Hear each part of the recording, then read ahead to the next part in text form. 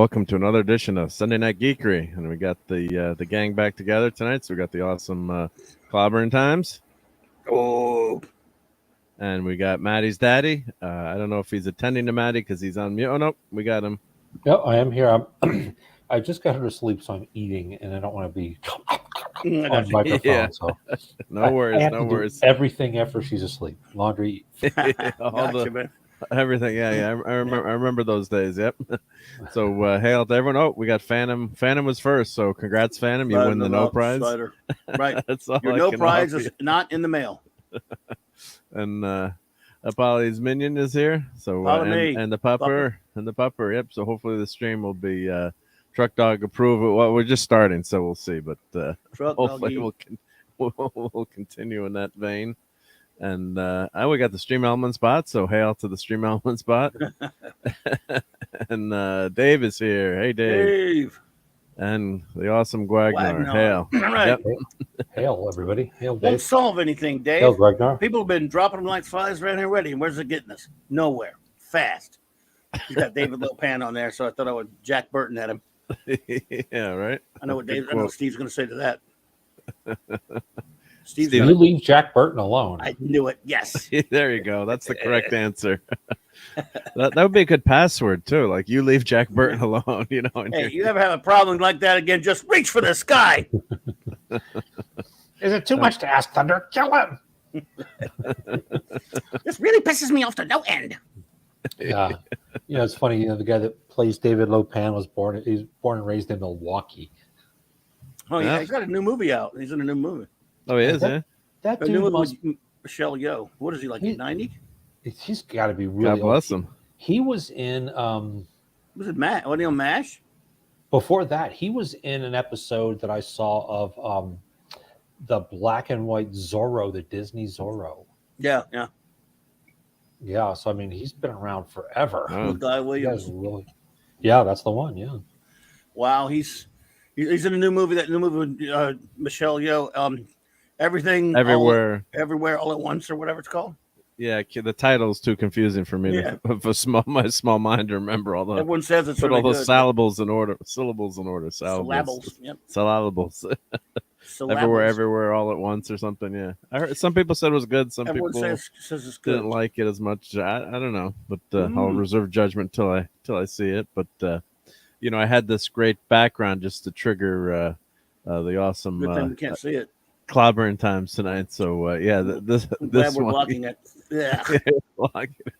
Your favorite actor, Mr. America, Tom Cruise Maverick.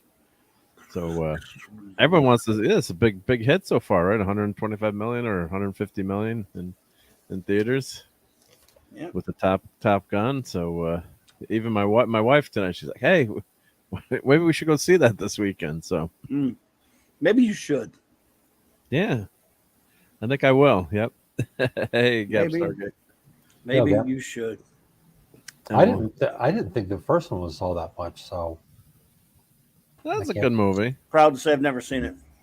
Yeah, Clobby's never seen it. Clobby, what is the origin of your hatred for Tom Cruise? If you've never seen his movies, that's what makes me wonder. He's Tom Cruise. No, I've seen 2 of his movies, I think. And then Hungry Boy's here. Starting to interrupt. Yep. Hungry Boy. What's up, howdy. Howdy, Hungry. I'm hungry myself tonight. Saw him in Taps. I saw Risky Business. I didn't really care for one or the other. Just his persona. Everyone, hey, Kal-El, what's up, buddy? Kal-El, yeah. Howdy, Kal-El. Everyone just, I don't know, everyone going so nuts over him. I just thought it was crap. I just couldn't. It just rubs me the wrong way. So I never really wanted to watch his stuff. And I acts like a Looney Tunes. A Few Good Men was such a good movie, and Rain Man was. I mean, Rain Man won a bunch of Academy Awards, didn't it? It did. Yep. Decepticon. Decepticon. Yep. It could win him without me. Decepticon, buddy. Good to see you. I think Tom Cruise is going to be okay with just me not watching his movies. I think he's going to probably get by. He'll survive. Yeah. I think he'll still be able to sleep at night. Yeah, he doesn't call me anymore. He don't watch my movies either. So. What if he came to the house and knocked on the door and said, "Here's some free tickets. I heard you don't like my old movies, but maybe I can convince you." It's a Tom. I really appreciate the gesture, but no, thank you. No, thank you. Right? Yep. I don't know. I mean, I'm not going to try to convince you to like Tom Cruise. Obviously, You're the one person on the planet that's not trying to convince me. I'm not going to convince you. So, but thank you. Well, I do like Boy his is with me. movies. So I do like some of his a lot of his movies. So I liked 3 or 4 of his movies.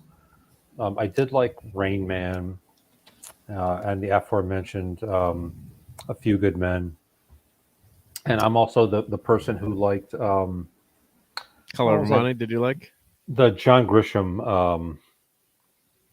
the lawyer movie? Oh, what was Yeah, it The called? Firm. The Firm. Yep. Yeah, I thought the ending in The Firm, the movie, was actually better than it was in the book. More creative, I thought. So, but so Hungry Boy is with you on that one, Klobby. Thank you, hungry boy. We know got at least somebody on my side. Damn it. I like the Color My of own Money mother's with Paul turned against Newman me. too. Your own mother's turned against you. Maybe Tom Cruise got to her. He gave her the tickets. I don't know. He probably found out and said, "Hey, let me look into this." And he called my mom. I'm gonna tell his mommy on him. Yeah, what it is. I'd only watch a Tom Cruise film, says Hungry Boy, if you set me up on a date with Kirstie Alley. Kirstie circa 1985. I'm with you. Oh, Now? like we're all a bunch of prizes. Oh yeah, but I'm just saying. I mean, for me to have to do a Tom Cruise movie, it's going to be a high price, you know. Yeah. Well, Risky Business is a great movie too. I love that. Of course, that's been years since I've seen that, so of course maybe that's the high school mentality. Maybe I should rewatch that one, but I think I saw it through parts of Tropic Thunder, but because I wanted to see it, and he's only in it a little bit, but can't remember if I watched it. Tropic Thunder is just a cameo. Yeah. Yeah. And Sean is saying, for a 36-year-old movie, I'm surprised by how well received Top Gun 2 is. So. Yeah. People are starved for something that they like. So it's a sequel to a very popular, well-liked movie, and they're getting to see something that, from what I've heard about it, it's not preaching, it's not wokey or any of that stuff in it.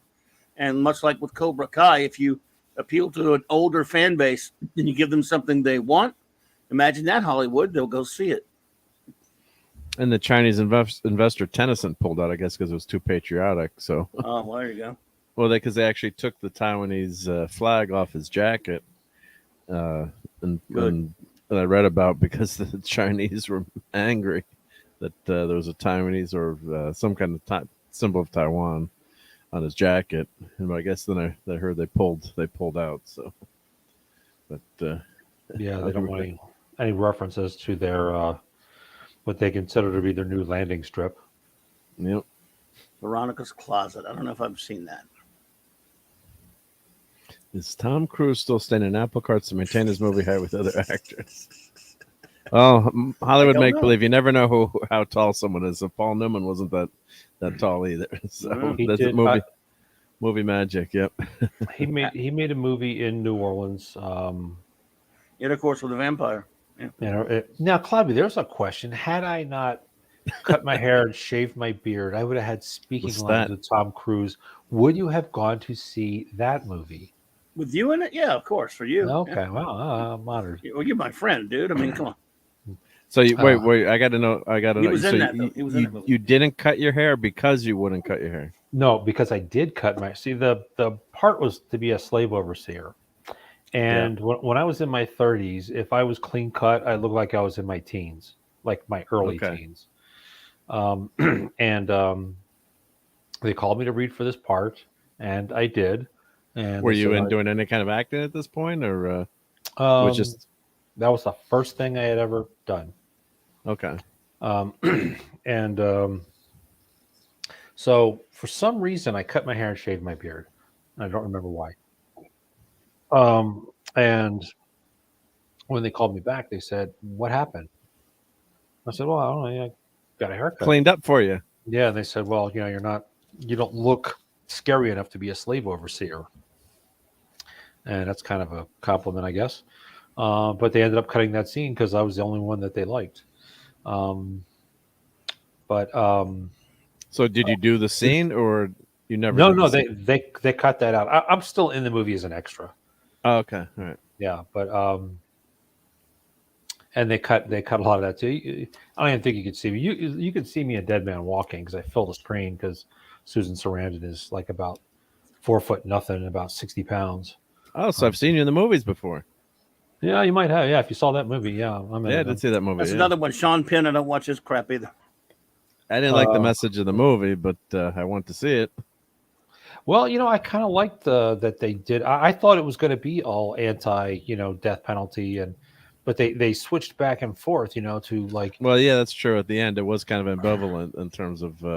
Because they showed, as after they got you thinking, feeling sorry for this guy that he's going to die, even though he's repented, he's found God and everything. But then, just when you're starting to think, they should. There's the bots. Hey, bots, you missed us. You were lonely. I see them. Oh, there. Yeah. Well, I deleted 2 of them. And they're just popping up.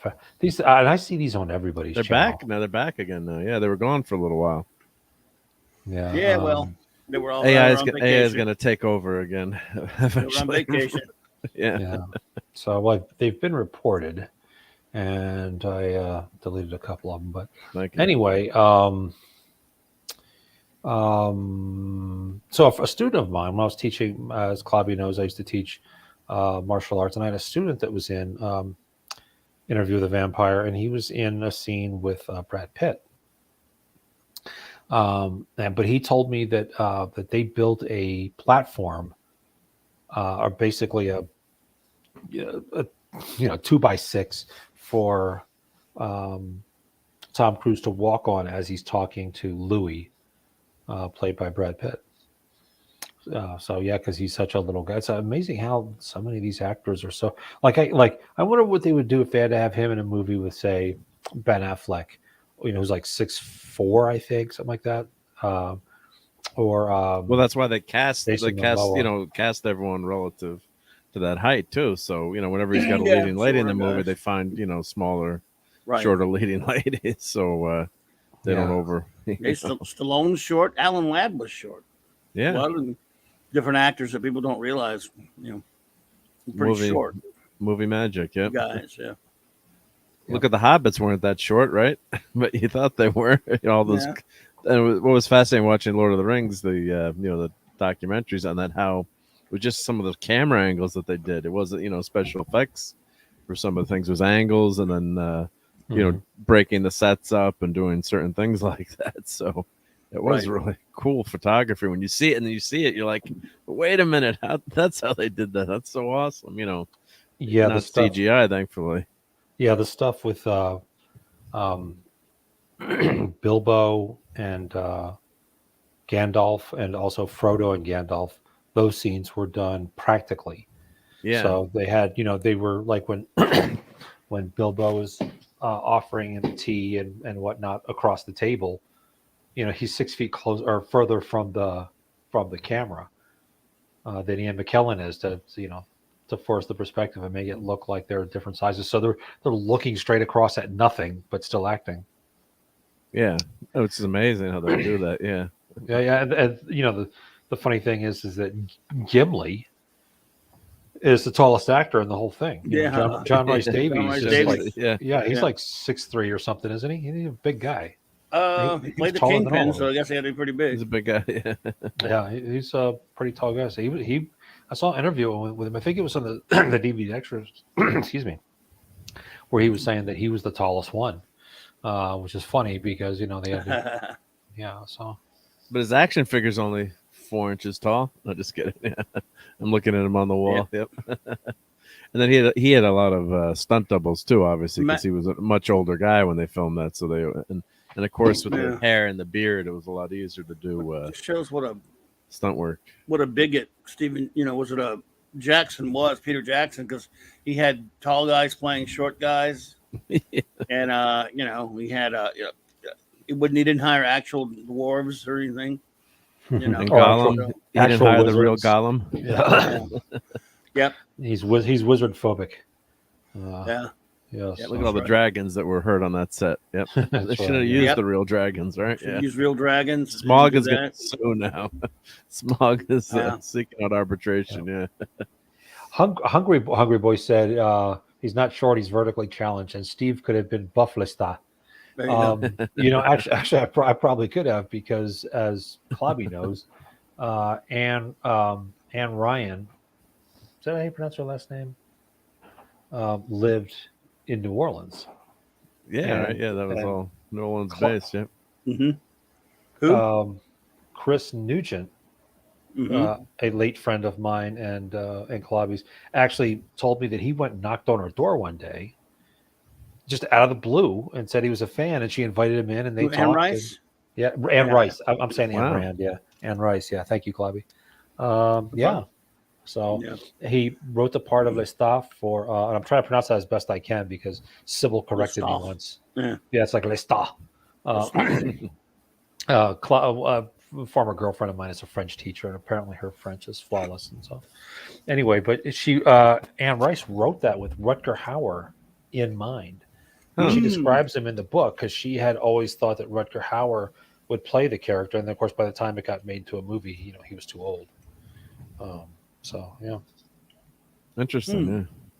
Yeah. I mean, they were really that old at that point either, but I guess to them she were. Yeah, I suppose. He wasn't a big star like what's his face. So. And I haven't seen him in that much. He was really good in that Blind Fury movie, and of course he was in The Dark Knight, Nighthawks, and Blade Runner. Didn't see Nighthawks. Didn't see Blade Runner. In the Blind Fury thing you're talking about, what else is he? Yeah, Batman Begins. A lot of stuff. Yeah, it wasn't Batman Begins and Dark and no, Batman Begins. Yeah.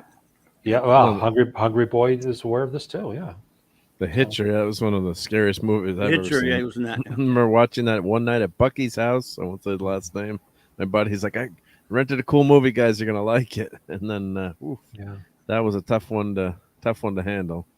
That was one of the few movies I got to say that what was interesting was whenever the kid or not a kid or the hero finds something, like they find a weapon, or they actually found the gun, they actually figured out how to use it and load it. Because like whenever in a movie you're like, grab that, or grab the knife, or grab they just keep running by, So that was always interesting. But what a scary movie that was. God, the truck scene. Whew, that was and you never think that's gonna happen either, right? You think they're gonna spoiler alert, this is a again. 30-year-old movie. Yeah. I'm working on it. Let's see what Anti-Derivative Jill is in here. She knows all the keyboard shortcuts. This thing would be dead already. As I'm deleting these guys, I don't know if you guys know, but Anne Rand came up with this idea because she had a daughter who died of cancer or leukemia or something. And Anne Rice, you mean, or Anne Rice? Anne Rice, yeah. What did I say? Anne Rand. I said, dang. Yeah, sorry. Yeah. And so she wrote this to show that like death was like a vampire. It was just totally random, and it doesn't matter if you're a good person or not; it's coming for you. Yep. And then later on in life, she made her peace with God and became a Christian. I think she was a Catholic. But apparently she was like, really nice to her fans if you came by. Because Clobby, do you remember Liz? I think Liz also had. Yes, Liz was all that. Yes, she was. But she was really into Anne Rice novels. Yeah, and I think she actually went by and got invited in for tea and cookies or whatever as well. Yeah, a lot of people did in New Orleans. She was a big thing in New Orleans. And she passed away like 3 or 4 years ago. I'm trying to remember now. I think it was more than that. More than that, maybe. Yeah. And she was a big Saints fan too. She used to hang out on the dome. That's probably what killed her. No, she lived long enough to see the glory days. That's good. What do you mean, the glory day?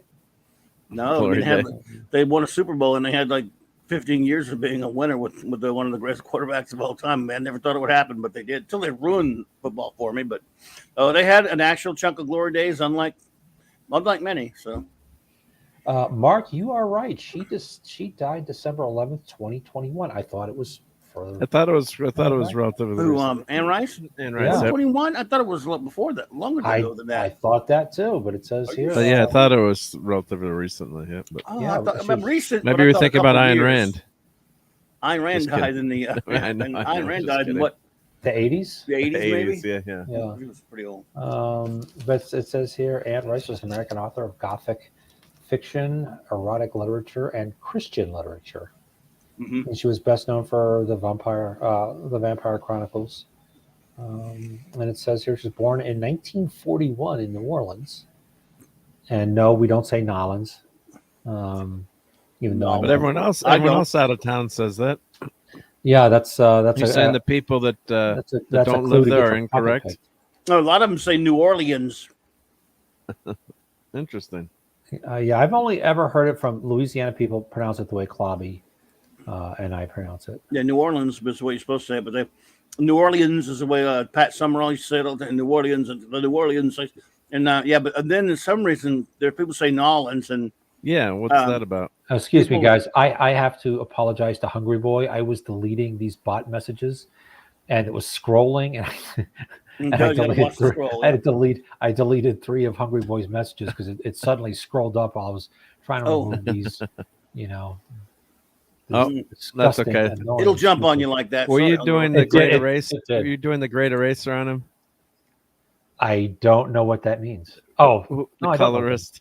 Yeah, Nolans.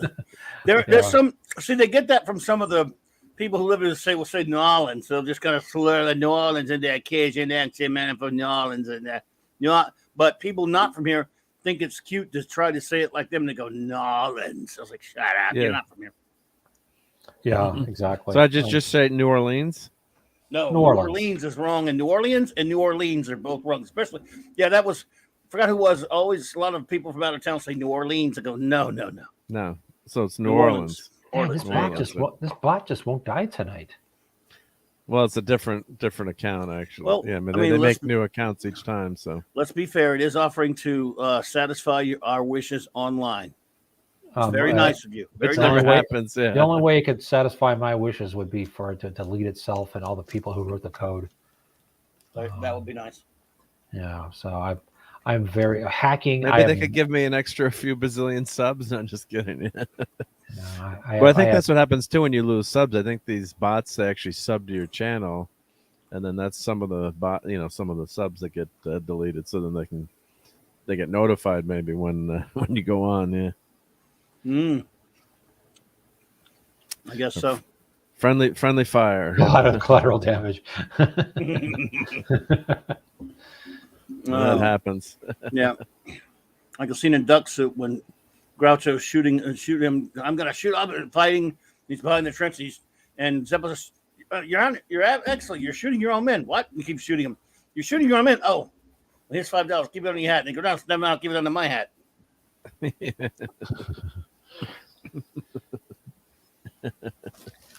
And these wow, this is annoying because I keep clicking remove and it is not removing them. Well, I might have already removed the person too. So. Oh, okay. But it stays if you're a mod, it stays in the. You can see it if it's in the as a mod. Yeah. Oh, I'm in the mod squad. Yeah, so you are a mod squad. Yeah. The mod squad. Yeah. Well, Kalabby even remembers the theme song. Pretty sure that wasn't the theme song. Was it? Would they go the mod squad? I have no idea. I never saw it. No. I just remember it's like a SWAT. I never actually saw it. That theme song I remember. Yeah, that was a good one. Yep. They used to come on before Monday Night Football. I used to watch the mod squad. Yeah. I think I did too as a kid. But yeah. Couldn't tell you any of the episodes what happened, but I did watch it. Yeah. It was the two guys and the girl, right? The two guys and the girl, right? Yeah. Peggy Lipton. Were they cops or they were undercover? Yeah, they were former criminals, thugs of very young age that turned into cops. Yeah. Peggy Lipton, she was super hot, but I probably only just watched the opening credits to be honest. Well, kind of a precursor of Johnny Depp's series, 21 Jump Street, maybe. Kind of, that kind of idea, I guess. Yeah. It was hip. That was a good show. Yeah. I never watched it. That was a pretty good show. Yeah. It was on decent, Fox, one of the early Fox shows, huh? 21 Jump Up My Ass Street. 21 Jump Street. Yep. With Holly, what was it? Holly, she was cute. Oh, what was her name? The actress. Before that, there was David Cassidy, Man Undercover. I'm not kidding. He left the Partridge Family and had a cop show, and he was like a young guy that went to like pretend. Yeah, no one recognized him and stuff. And then he became the Mirror Master. Yeah, David Cassidy in the Flash. Wasn't he Mirror Master?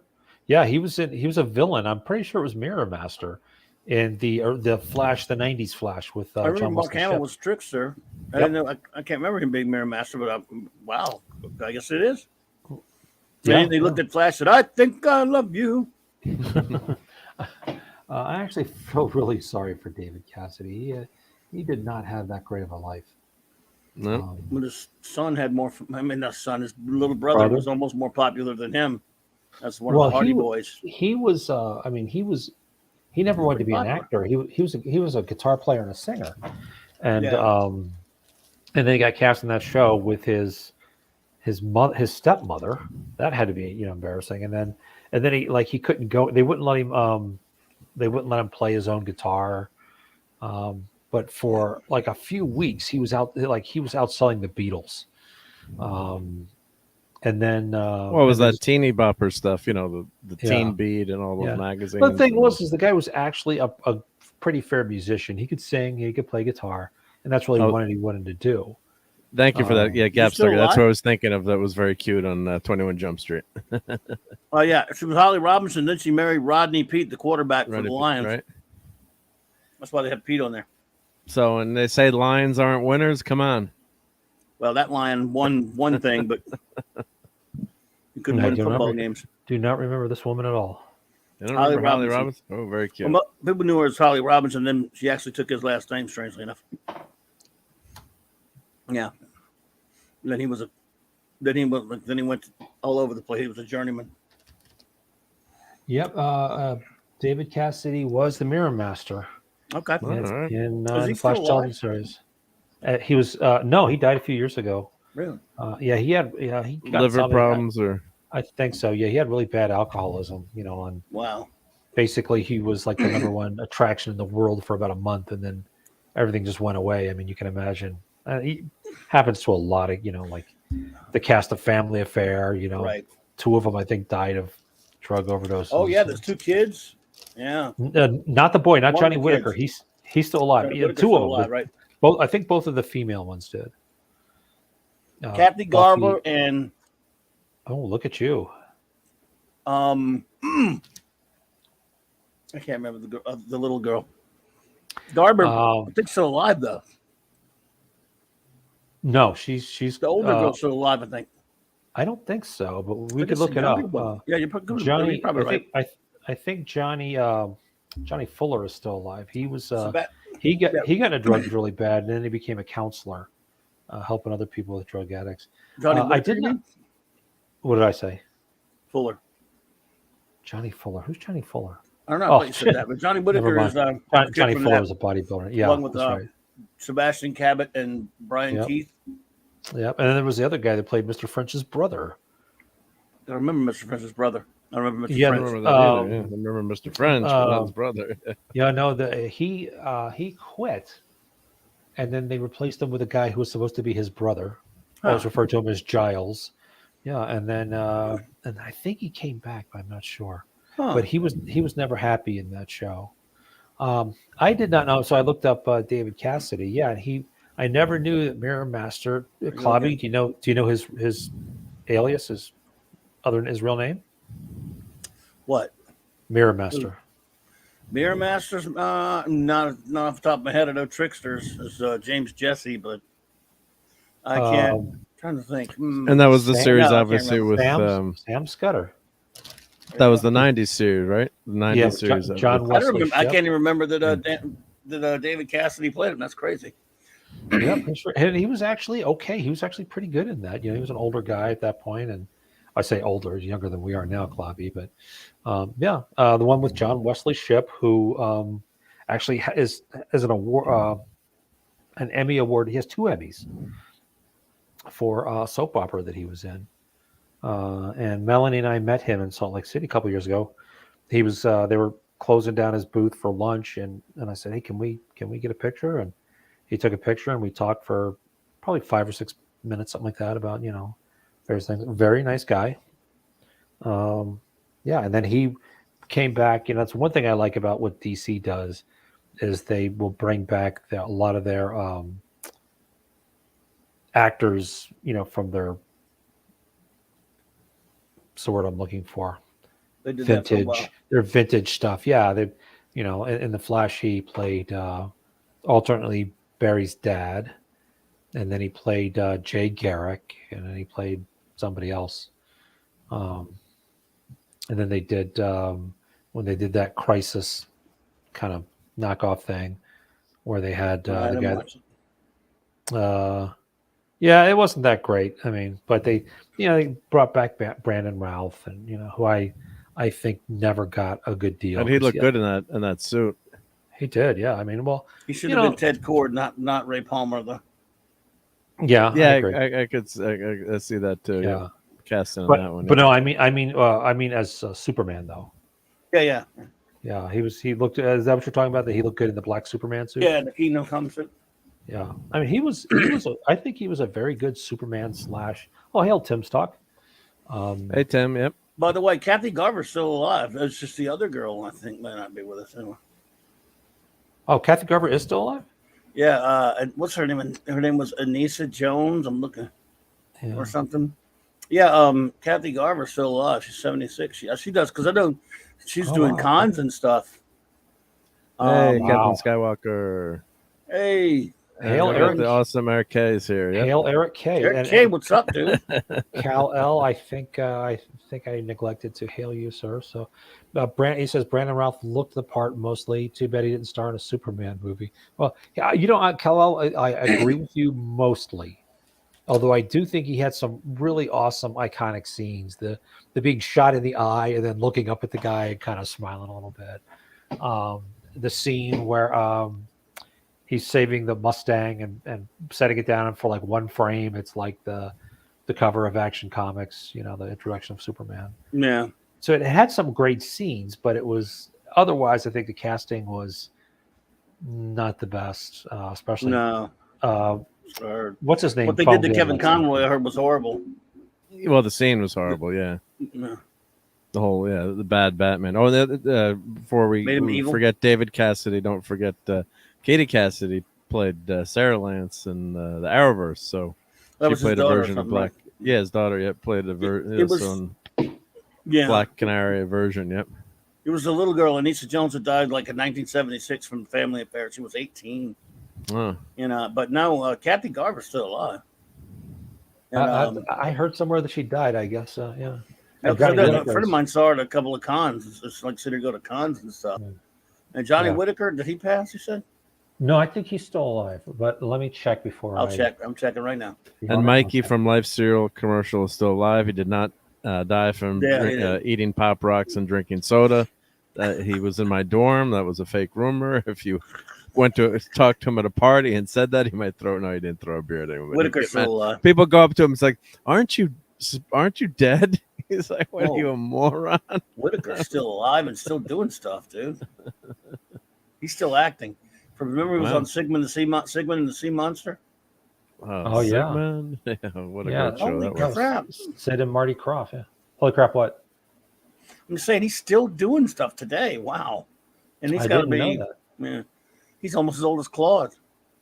Nobody's as old as Claude. He's actually a year younger than Claude. So. Really? Oh, you know what just showed up? On my Echo? Can the Saints? Well, I don't want to say the word. Can the Saints exceed expectations in 2022? I don't know if it heard you guys. There are no expectations. Heard you guys talking. With their crap quarterback. That Amazon device. Yep. Small time. No, they can't because they got Jameis Winston as the quarterback. I don't even follow anymore. I know that. Small time Republic. What's up? So I didn't know him, but he was in my dorm. He lived in the first floor of my dorm at Fairfield U, and I think he transferred to another school. I don't think he did so well in school, but I'm not one to talk either. So no slings and arrows there. But I think he ended up getting into the. You can Google his name, John Gilchrist. It's a public name, but I think he ended up working in radio and advertising at one point. But yeah, so when he showed up at school, they had filmed a commercial, and the name of the cafeteria was like Siler's. I think it was Siler's Food. Like, even Mikey likes the food here. The food was so horrible in that cafeteria. The ice cream was good. That's about it. But how do you screw up the ice cream? So yes, set up in a commercial there, but people would come up to him and be there in a party, and he'd drink a beer like, "You're not dead," like, moron. And the other, I've told this story before too. The other guy that was on our live with one of my good friends, Tom Ocon, was the kid from the Coke commercial, Mean Joe Green. So he had the football signed by all the Steelers, and he had a jersey there, and we talked to him about it a lot. And I was a pretty good friend. I would say, we hung out a lot, so pretty good friend. And he's like, I'm going to go I'm going to Oprah next week, and I'm going to tell her. I can't repeat what he was making these jokes, like the kid, making these crude lines. I'm going to tell Oprah this. And of course, he was totally well behaved on the show. But like, Tom, you wimped out. He's like, I couldn't do it. But he was a fun, he's a really fun guy. Yeah. But we had, so in that one dorm in Fairfield U, we had probably two of the most famous, kid actors and commercials in the same building, which is hysterical. I mean, you had Mikey and the kid, I guess they called him, from that Mean Joe Green commercial. But that, people today still know that commercial. I mean, you mention it, but I don't think anything like that's going to happen again, because people are all streaming now. So do people even see commercials other than the Super Bowl? Or I mean, could you have a viral? I guess you have viral videos now, but I don't know if you'd have a viral commercial like that one that played for years and years and years. So, but yep. Yeah. So that's my nice. That's like the Kevin Bacon. He likes it. Yeah, that's the. Hey, we could play that commercial right now. He's gonna get in trouble for that one. I don't know. You probably could, because you're not. Yeah. Let's see. Mikey likes young actors. You talk about that. I was thinking about Chris Barnes, who played Tanner on the Bad News Bears movies. That guy disappeared. He never went back into movies and stuff, and they wouldn't want him to do interviews and anything, like for the DVDs and all that stuff. He was the best character in the first movie, in the second movie, actually. He got on somebody's list. He just decided, I think he went into comedy for a while, and then just kind of got out of it and just went into, because a buddy of mine is such a big fan of his. He's always telling me, yeah, he just left movies, just went on his own, and we just went doing other stuff. And I said, well, a lot of any kid actor in movies, even though they're really good in a movie, if they escaped it, good on them. That's a hellhole. Hollywood's a hellhole. I'm glad he got out and had just a normal life, it looks like, from what they said. Hungry Boy has a really funny comment. One of my ex-publishers said that he thought I died when I asked about getting original art back. Whoa. Well, let me ask you this. Did this guy create the universe? I looked around and said, there just isn't enough universe. I need to create more of it. Yeah, how do you screw up ice cream? You get a hipster make. Well, this we had just chocolate, vanilla, and strawberry. We didn't have any fancy flavors back then. Yeah. So here, why don't we play this? So Baskin Robbins. Yeah, but this is the '80s, so you didn't have all these, chunky, Right? Yeah, none of the crazy like stuff, these fancy, crazy flavors that they have now. So here's the classic Mikey. Cream. Thanks a lot. Sorry. Life cereal. What's this stuff? Some cereal. It's supposed to be good for you. Good for you. You try it? I'm not going to try it. You try it. I'm not going to try it. Let's get Mikey. Yeah.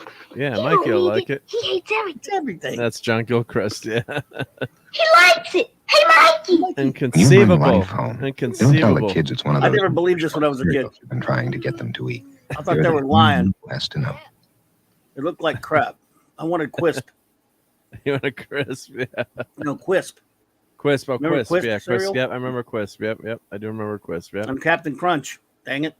Well, Seinfeld has a great stand-up. There was, I think it was probably a year old or a couple years old now, but he's doing the one. He's like, oh, what's that cereal that's just totally like can't? Cinnamon Toast Crunch. He's like, Cinnamon Toast Crunch just ruined it for everyone else. Like once the moms tasted that, they realized like My God, the sugar in this. He's like, we got to change all the cereal. So he's got, I'm butchering the routine, but he does a whole routine on blame, Cinnamon Toast Crunch, for, because then they changed to all this low sugar crap, not a doctor, consult your nutritionist. But anyway, so like even my son, my son was as skinny as a rail, God bless him. He's like, Dad, the new Lucky Charms just taste so horrible. I'm like, yeah, they changed the formula to make it healthy. He's like, but why? Why? They're Lucky Charms. They're not supposed to be healthy. Didn't they do that to Count Chocula and all those other when they brought those back? Yeah. So they did to Count Chocula and Frankenberry and all those too. They screwed with it. But look, just don't make the crap if you could do that. Yeah. It's just they changed. I don't think they did it to all of them though. There's still some sugary ass cereal out there. They still make Crafted Crunch and all that stuff, and Fruity Pebbles and Cocoa. Yeah, Pebbles. they didn't get to those guys. I guess they're the holdouts. Right. Yeah, the Fruity Pebbles. Yeah, and Count Chocula, Cocoa Pebbles. Yeah, could you get any? But Count Chocula, they've ruined. Count Chocula doesn't taste as good, right? Last time I had it. So you got to put ice cream in it too to really get the full effect, right? as Nick Weiser would say. Where's Nick Weiser with the They just talked to Nick. There what's Steve got? What you got there, Duder? Oh, I'm doing the Halo top. You guys familiar with this? Mm-hmm. No, what's that? It's low carb. Any good? It's healthy ice cream. 30 calories. Any good? Yeah, it's actually not bad. Some of the flavors are not bad. I mean, it's not. No, you have to go with the expectation that it's not, real ice cream, but it's not bad. It's not bad at all. So, there's actually a cereal. Puffs. Good. There's a cereal company now called Magic Spoon that I'm kind of wanting to try because they have cereal that's supposed to taste every bit as good as like Cocoa Puffs and all the stuff we used to eat as kids. Mm-hmm. But it's really expensive. And some of them probably taste more like a spoon than more like an actual spoon. Everybody says it's really good. Who's the guy that played Klobby? I know you don't follow this guy. He played the Flash on the DC animated universe, and also Michael Rosenbaum. He has a YouTube series called, I think it's called Inside of You. Mm-hmm. And he just raved about it. He said it's just like the cereal I used to eat as a kid, growing up on Saturday mornings, So I'd like to try it, but it's expensive. But really, yeah, but it's supposed to be like for people that miss that, sugar rush. I mean, all cereal seems pretty expensive these days, but can it really be that much worse than the other ones? It cost me $80 to fill up a tank of gas yesterday. So only 80. Wow, that's a small car, $100 now. Yeah. Ouch. I get 30 cents off a gallon. From the shopper's card or whatever. Shopper's card. Yeah, I got you. Here's a great scene from Bernie Mac. Speaking of cereal, Nick reviewed. Well, yeah. This was Nick. What are you guys Nick's doing? favorite. I'm a cereal Nick's tasting. favorite scene. Yeah. It's like a wine tasting.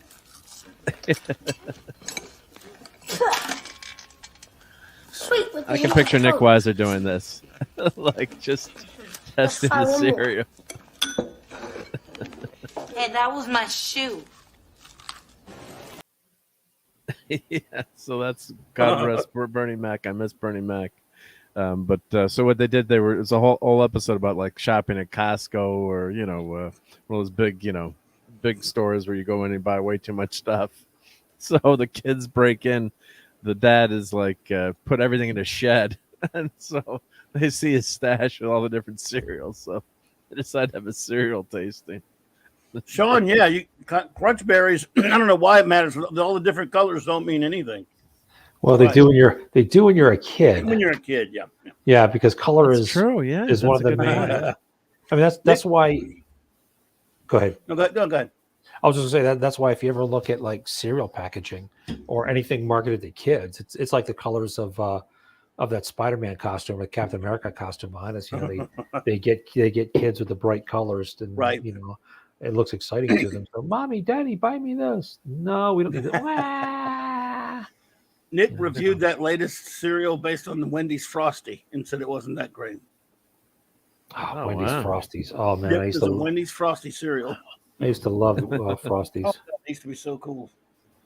But they're still the same, I guess. But I mean, there was a big deal about it when not every place had a million different types of ice cream to choose from.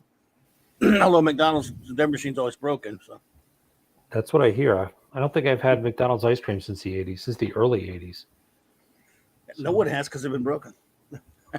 Yeah, right. Remember the guy had the app to like see where all the broken machines were because every time you go, yeah, the machines are all broken because the machines are actually hooked up to the internet. Someone tweeted at Elon Musk, said, "Now that you bought Twitter, could you buy McDonald's so the ice cream machines will be working?" He said, "I can't work miracles." Yeah, that's funny.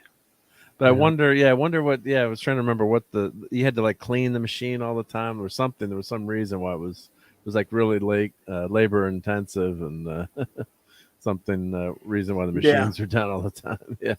But but that's different than the milkshakes, though, right? That ice cream machine is separate from the milkshake. No, I don't know. Baby. Yes, it is. It is. Yeah, because the milkshake is a milkshake. You couldn't do a swirl thing on a cone with it because it was just right. Yeah. Okay. Yeah. Kal-El. I remember you talking about when commercials had storylines using their mascots. I remember Quake and Quisp did that. Oh, yeah. You guys remember that? Are you old enough to remember Mark? Quake and Quisp. Yeah. They had like adventure story. The guy with the spinny hat, right? Quisp guy. Yeah. Yep. And they had almost like it was almost like the one page pagers, like the Hostess, pie kind of commercial, that kind of silliness. Where the Hulk murdered the entire. Have you seen that? You remember the time when the Hulk murdered an entire street gang for some Hostess fruit pies? And they took one of his things where he fought a street gang and he rolls them up in the street like like rolling up dough, but they added blood squirting out of the side and stuff, So yeah, but they also because Quake and Quisp, but also Count Chocula, I think, and Frankenberry may have done the same thing. And for a while, they had a third character that I think was like a Quisp knockoff. The third character I think was like an alien, but I think I remember them doing sort of brief storylines, which they probably cut all the vocals in one day and then just had to wait for people to animate them and release them. But yeah, that's a good point, Hungry Boy. That was really cool thinking back about how they would not Hungry Boy, sorry, Kal-El. I get all these cool people mixed up about how they used to do the storylines. Yeah. Well, at summer camp, our Slurpee, not a Slurpee, it was a slushy machine was broken. So the kids would always come up, is the Slurpee machine working? They were like, no, sorry, don't ask. At the end, we're like, please don't ask. Machine's broken for the whole summer. It was like a running joke. Like the kids are like, yeah, we're gonna get his machine working. Like it will never work again. Hungry Boy caught me. It wasn't an alien. It was Booberry. Booberry, okay. Booberry, remember that? Yeah, all that healthy. Hey, what do you know? Captain James T. Scott says, "Boy, go work for Cheerios." Man, lucky. I want a blueberry Hostess fruit pie right now for no particular reason. I like the apple. I know they don't make them, do they? Oh, blueberry. Yeah, they must make blueberry, right? I don't know. They gotta make blueberry, right? I will check after I take. I think they do. They gotta make blueberry pies still, right? I mean, obviously the apple and then they had the pudding pies for a while. Hostess, is that the one? Huh? You're inquiring about Hostess making the blueberry? Yeah, the blueberry. I guess they still make fruit pies. I know they make stuff. Yeah, they. Cherry, they gotta have it. Cherry. It's all talking about just cherry. We did this one night. I think we looked at all the pies. On one of the shows, right? Oh, that's right. Yeah, they have lemon. It was apple. the clubhouse or the. Yeah, we did this once, but recently, yeah. But so yeah, I'm seeing lemon, apple, and cherry. So everyone, do not leave and go grab food. Stick with our show, please. Yeah, I know, right? Yeah, we I already grabbed some. We need to start. Look at that. That's the old stuff. We're looking at. That's the old the one. Clubhouse, or yes, on your they show? Still in the clubhouse. Guys, they still do the blueberry fruit pie. I want Yeah, one. I can't imagine they wouldn't real do it. Yeah. fruit, real fruit. But yeah, if you Remember it came in that wax bag. Yeah. yes, yeah, Oh, and that sound of that bag opening was pure heaven, right? Just that Yeah. sound, right? that was like a dog with a can opener. When you hear the can opener, you know, the dog, his ears would prick up, and Yeah. you know, Failed Yeah. Fruit Brute and Fruity Yummy Mummy. Gone. I don't know though. That might be a Canada thing. I've never heard of them. Yep. Must be a Canada thing there, Sean. oh, Decepticon is Canadian, eh?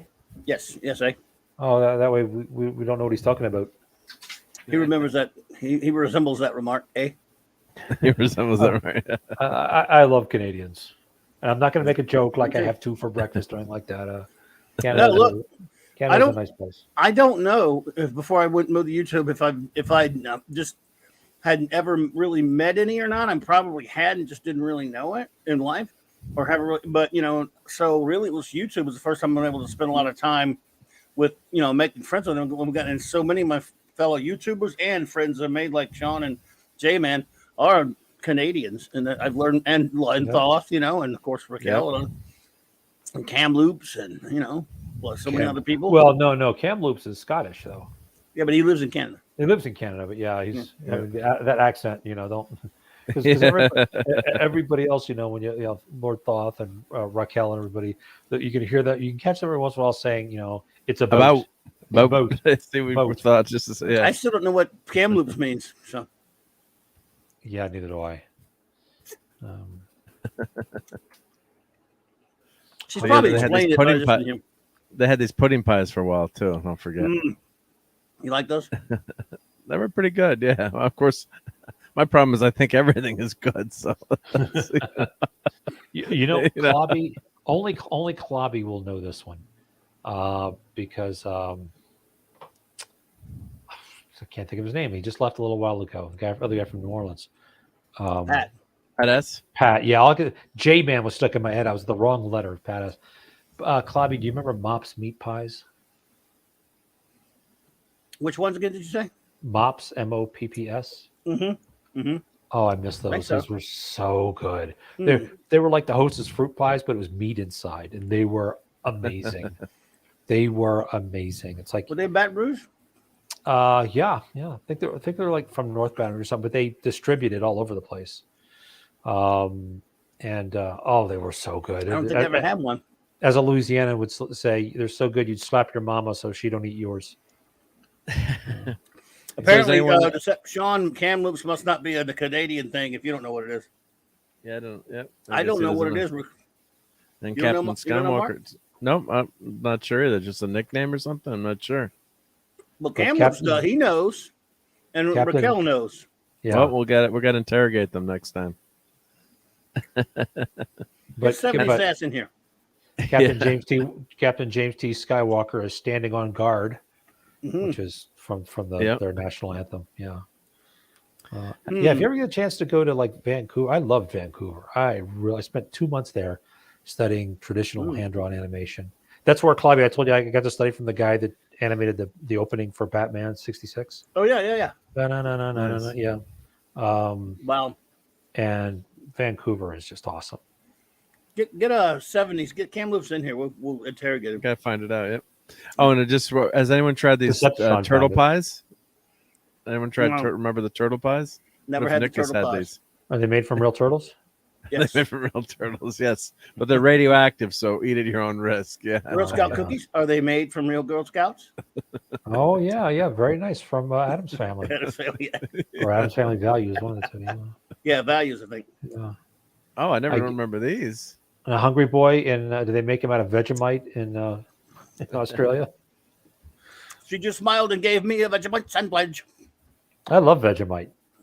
It's very salty though. I've only ever heard about it in that song. I used to work for a very, very, very nice guy from Australia, and he would bring it to the meetings.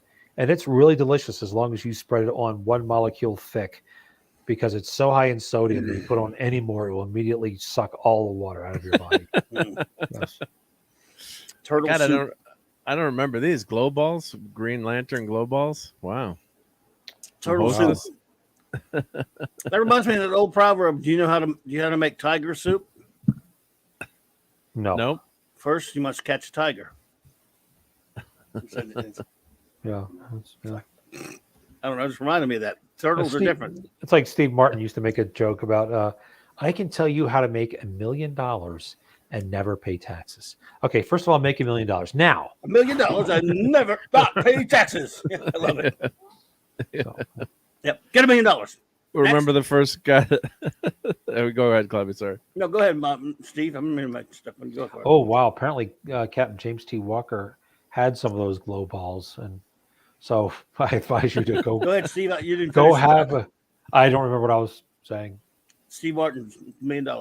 Oh yeah, that was pretty much. He said in part of his routine. He would say, "I can tell you how to make $1 million and never pay taxes." Okay, first, make $1 million. Now, yeah, that's didn't even bear finishing. So, no, then it says you could be a millionaire and not pay taxes. First, get $1 million. Then, don't pay your taxes.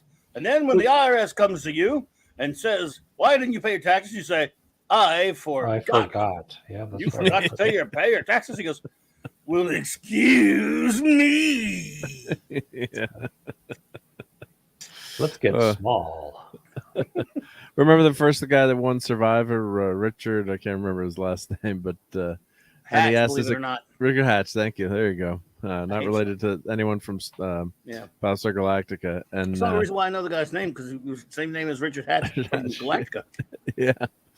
And he asked his accountant, said, because he won $1 million. So he said, then he had, the accountant said, well, you've got to pay you almost got to pay almost half of it because it's a lump sum payment. I think it's 28% or 38% taxes. Check your accountant. Don't quote me if any of you are out there is $1 million that you need to pay taxes on, but it's considered like a one lump sum payment. So I always thought that was false advertising. Watching the show, I'm like, telling my wife, I'm like, Maureen, they should advertise this as like the $500,000 winner or whatever, because they're not paying the damn taxes. You have to pay them.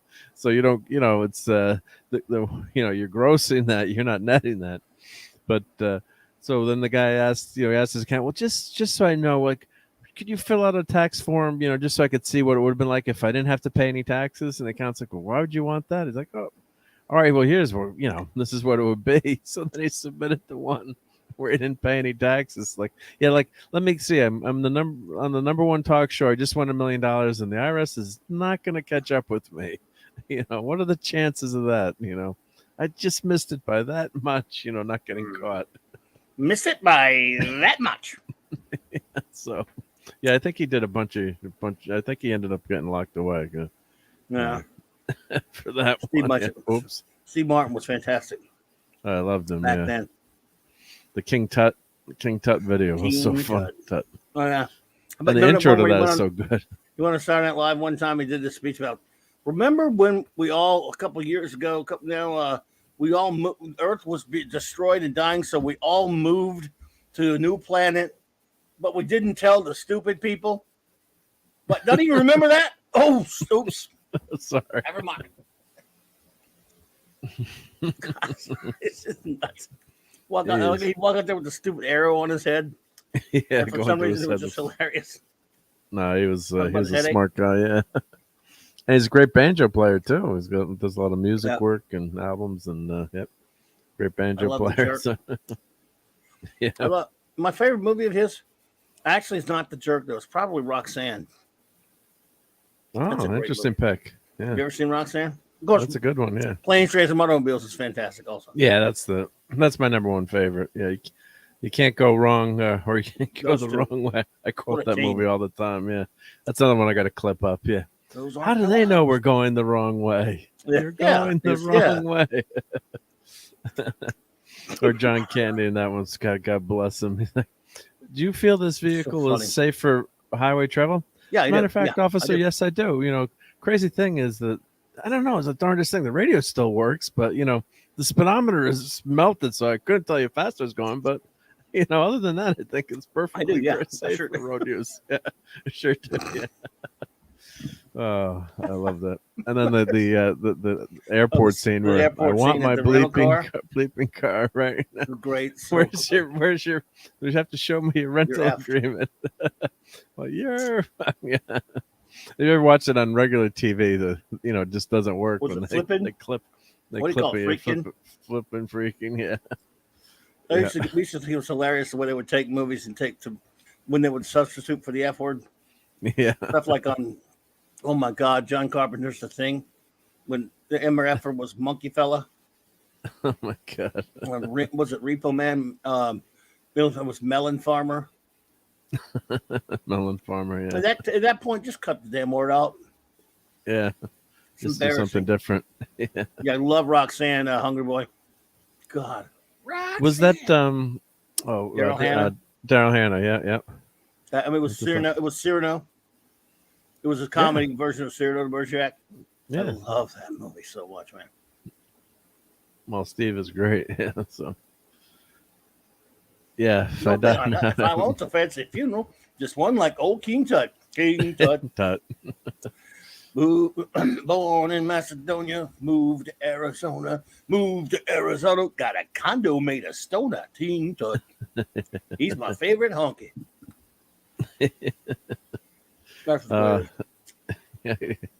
Yeah, you couldn't make the jerk today, that's for sure, right? No, they can't even show the jerk now. Well, there's certain things they can't show. Oh God, yeah, because I'd say do that for Toxic Tuesday, but that might be too dangerous now. Yeah. So they're going to do Blazing Saddles for Toxic Tuesday? I think we should or try it, but yeah. But you got to be very careful. Can't quote from it. What you say? You can't. There's a lot of quotes you can't use in that movie. If I clip that one, I'll have to turn off the subtitles, I guess, for certain scenes. If you do 48 hours, there's certain lines you can't do either. Oh yeah, I've been clipping them. I've been taking out the lines and this. What? That one? Well, anything that racial or stereotypes or even the thing is sometimes too is the character saying those things and then someone else, excuse me, makes fun of them and or makes them look bad or puts them in their place, but you can't even have that original quote up. Oh no, man. It's yeah. See, in Blazing Saddles, it is they're all not just. It's not just Cleavon Little saying it. Yeah. White actors say it too, and also in 48 Hours, same deal. Oh yeah. No, I was shocked too. Like even Rocky, there were some lines, and we're just watching Rocky. So this week's Toxic Tuesday will be Rocky 3, but there were some lines in there. Paulie says some lines a few times, a few things, especially in Rocky 3. Like, yes, yep. I'm like, I can't show that because I leave the subtitles on, so when we do the slideshow, people can see the quotes the actors are playing, so it's a little bit more interesting to watch. But it's like, oops, Paulie said that, can't have that in the show. So, Hungry Boy, nice quote from Murder by Death. Very nice. Did Clobby, Mark, do you know Murder by Death? I think I've seen that one. Is that a movie with it's an Agatha Christie adaptation? No, it's a spoof of Agatha. It's a spoof of yeah. It had the guy. Yeah. It had the guy that played Columbo as Sam Spade. Peter Falk. Peter Falk. It had Obi-Wan Kenobi as the blind butler. Well, that was like the 60s, 70s, yeah. It was late 70s, yeah, late 70s. It had David Niven. It had James Cromwell in one of his very first roles. Wow. Ever. James Coco, very, very funny movie. And Peter Sellers, and this boy that would get canceled today because he played Sidney Wang, which obviously is Charlie Chan.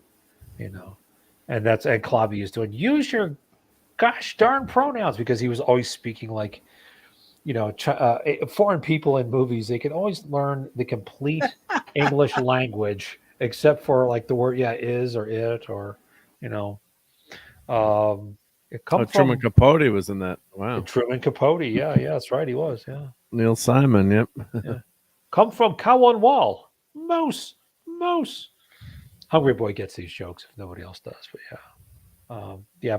Peter Sellers as Sidney Wang, and they kept making Wang jokes about it. But yeah.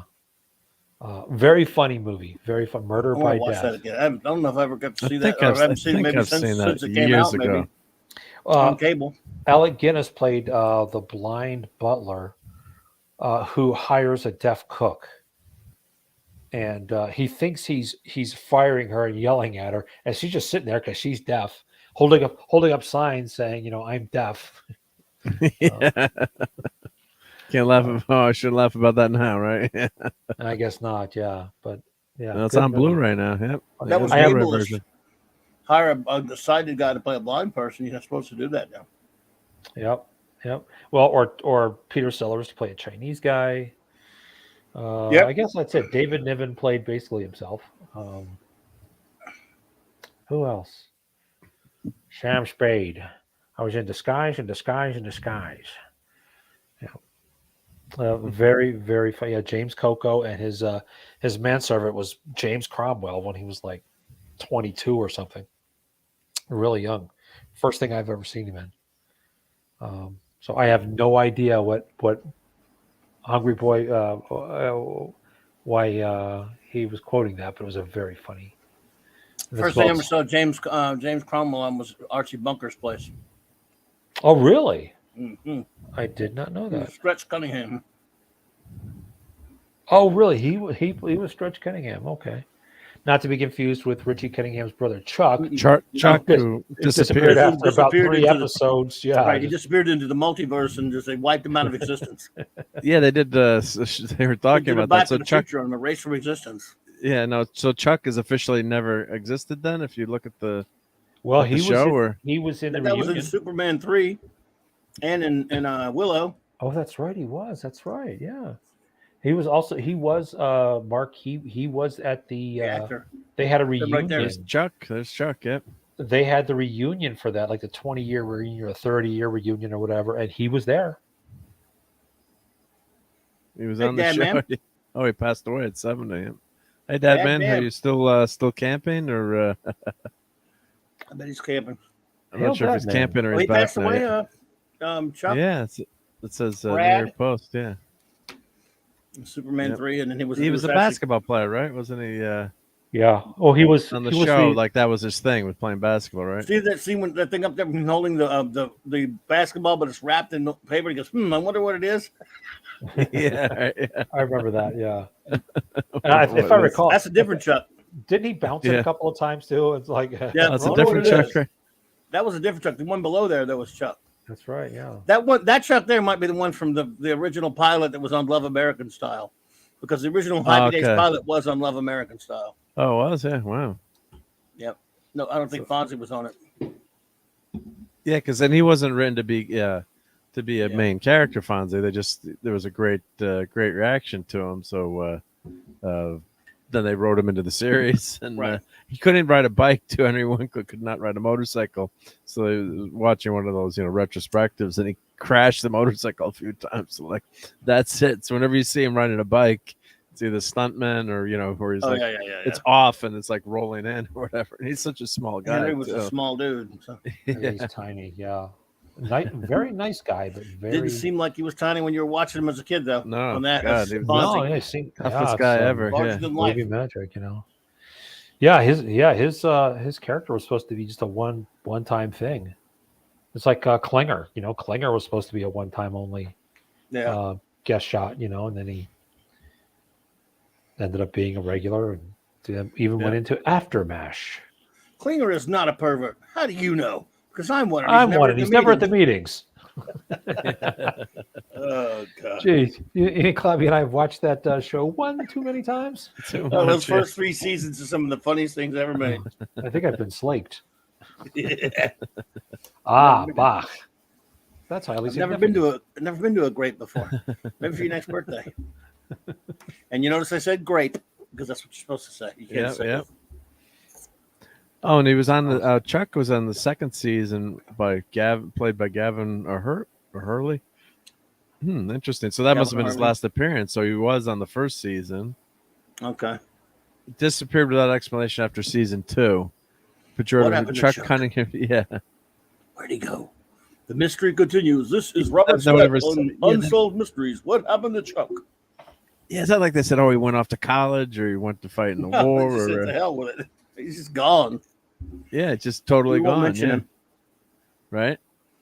Yeah. On the final episode of season of Howard comments that he's proud of his 2 kids and Chuck never existed. So how the hell does that happen? 2 kids. And Chuck just didn't happen. It was wiped out of existence. Yeah, reunited with Marion Ross and Happy Days 30th anniversary reunion. Yeah, because that was the final episode. They said that. Well, see, when Fonzie jumped the shark, It actually affected the space-time continuum. Yeah, And I guess something it did. changed the past. Either that or, I don't know, something went back in time. And the thing from whence we get that phrase, to jump the shark. That's right. Yeah, that's where it comes from. Yeah. Well, everybody and leather Tuscadero. Yeah. Yeah. Immediately after Jaw. Oh, yeah. That's played by Susie Quattro. Why she has a name that's either the Italian or the Spanish word for four, I have no idea. But does anybody remember her one-hit song? No. I'm forgetting it now. I'll bet you either. 70s, yeah. These bots are killing me. Oh, we got Eric K around. He'll get clobber him. Yep. Oh, okay, nice, good. She had one hit song called "Stumbling In." Doesn't ring a bell somehow. It was with some guy. It was like a top 40, I think, hit back in the 70s. I can still hear it in my head. Clobby, do you do a Dr. Smith impression? Let's see.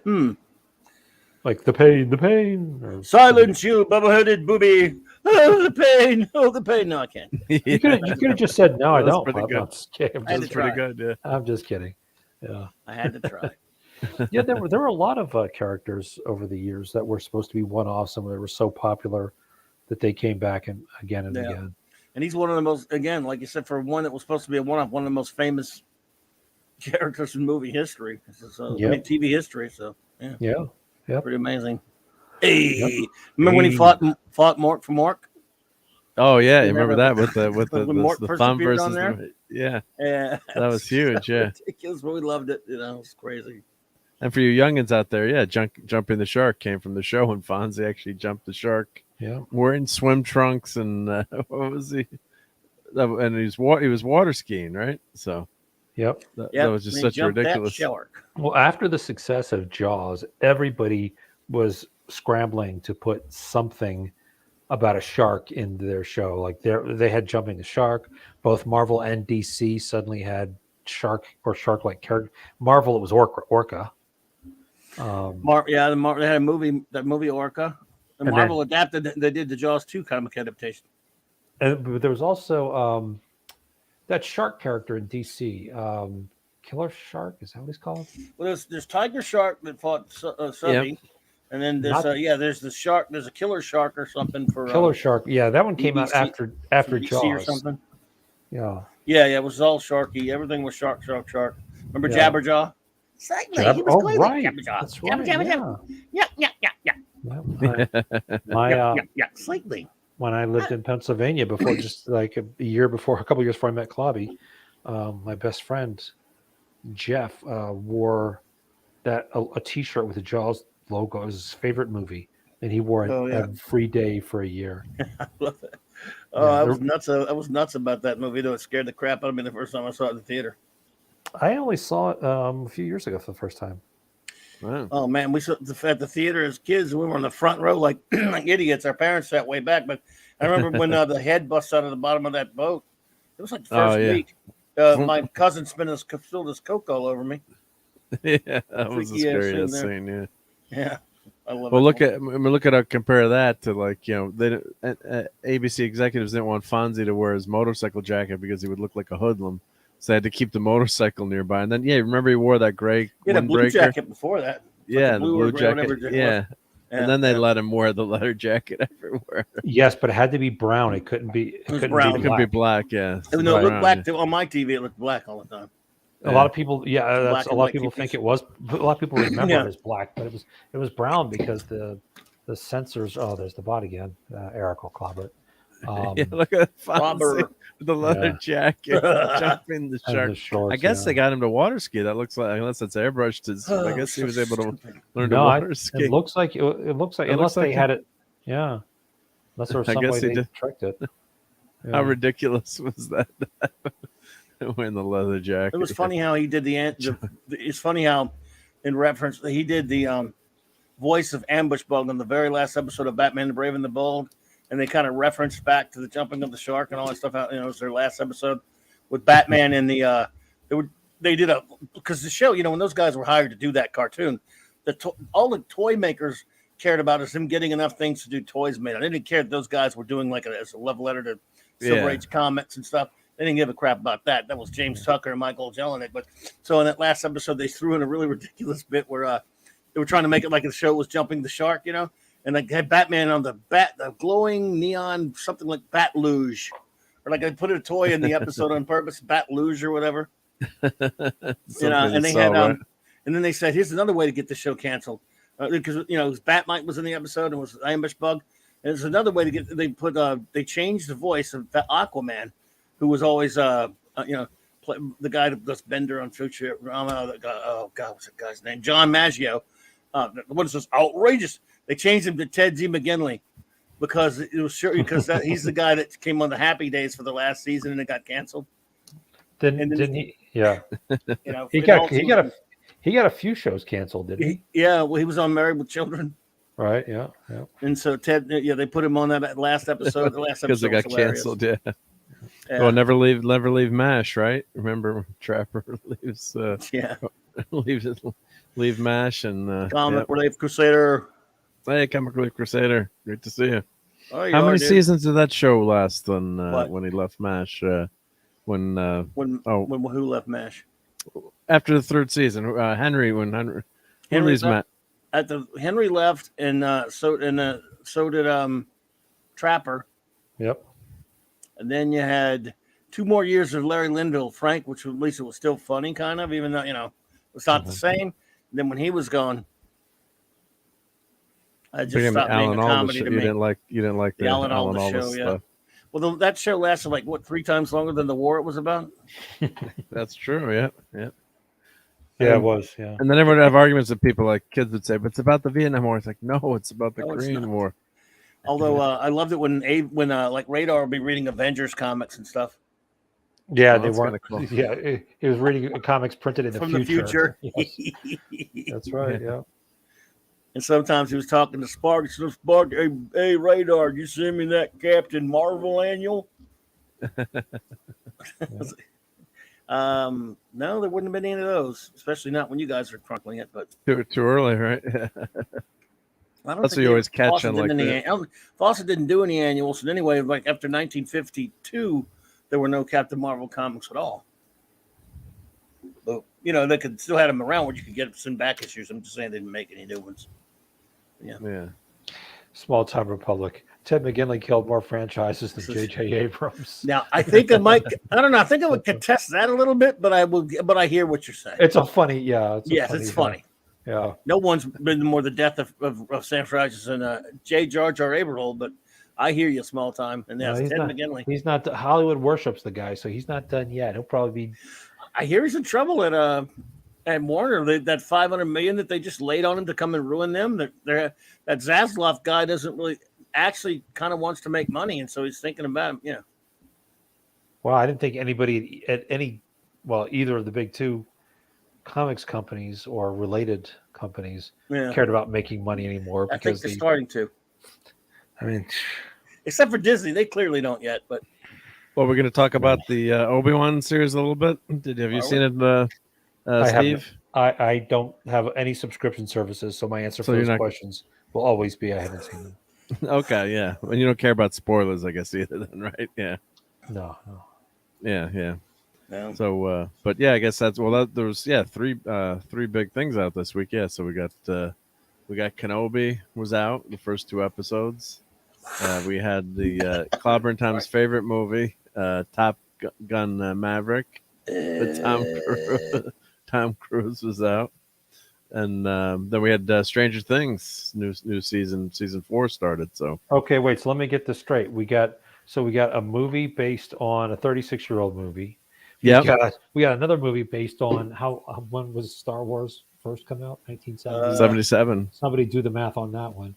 And then we have. I've only seen Stranger Things #1, but it was set in the 80s. So right. Is there nothing new and original from there? Yeah. Well, I guess Stranger Things is the only thing that you could technically say is original. I watched the first season of Stranger Things and never cared to go back. So, yeah, I like Stranger Things. I don't know, maybe the nostalgia hit me too. Or first season, I just did not like it. I wanted to like it because I kept hearing all the stuff about it, and so I stuck it out through the first season. And I know everyone loved it, but it's like, it's just not my bag. I can't stand that David Harbor or whatever guy. And I thought, Yep. I don't know. I just did not think it was very good. And I just never bothered again. No, a lot of people like it. So there you go. Yeah. Well, we could talk about Kenobi a little bit. So I didn't think it was that bad, although you were pointing out all the, you helped to with the jokers to ruin things for me, but just you point out you make some great arguments on. I won't ruin it for you. Things. I promise. I won't talk. Yeah, yeah.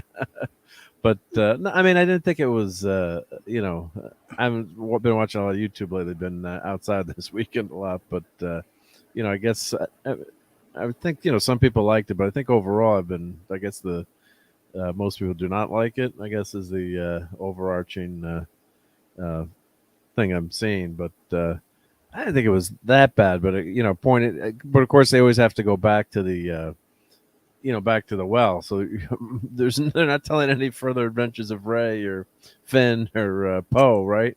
Which just shows you how they've screwed things up. I think so. In terms of the new Star Wars, so those new characters aren't going to be money making. Well, I can tell you one thing. For them. What's the same? We can't want to spoil anybody, right? Or do we care? Well, I could do mild spoilers, I guess, or I'll do the spoiler. Go ahead and do the spoiler warning. Spoiler, yeah. 3, 2, 1, 0. They couple of things are certainly, unless we haven't seen all the episodes yet. Now we watch them all, so we don't know if they're spoiler what they've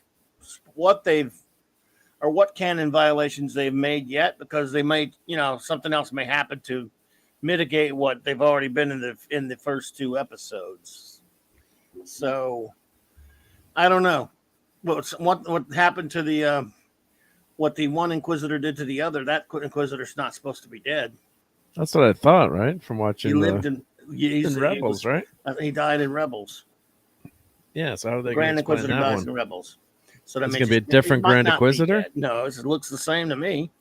I mean, obviously it look different, but the show is I kind of agree with I agree it's bland, but and slowly paced.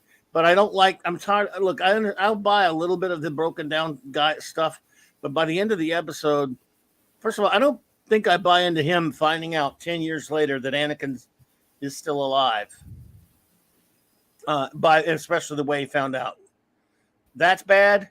Yeah, the look on his face kind of weird. That was weird. After 10, I could see 6 months later. Sorry to interrupt. I would say 6 months or a few months later.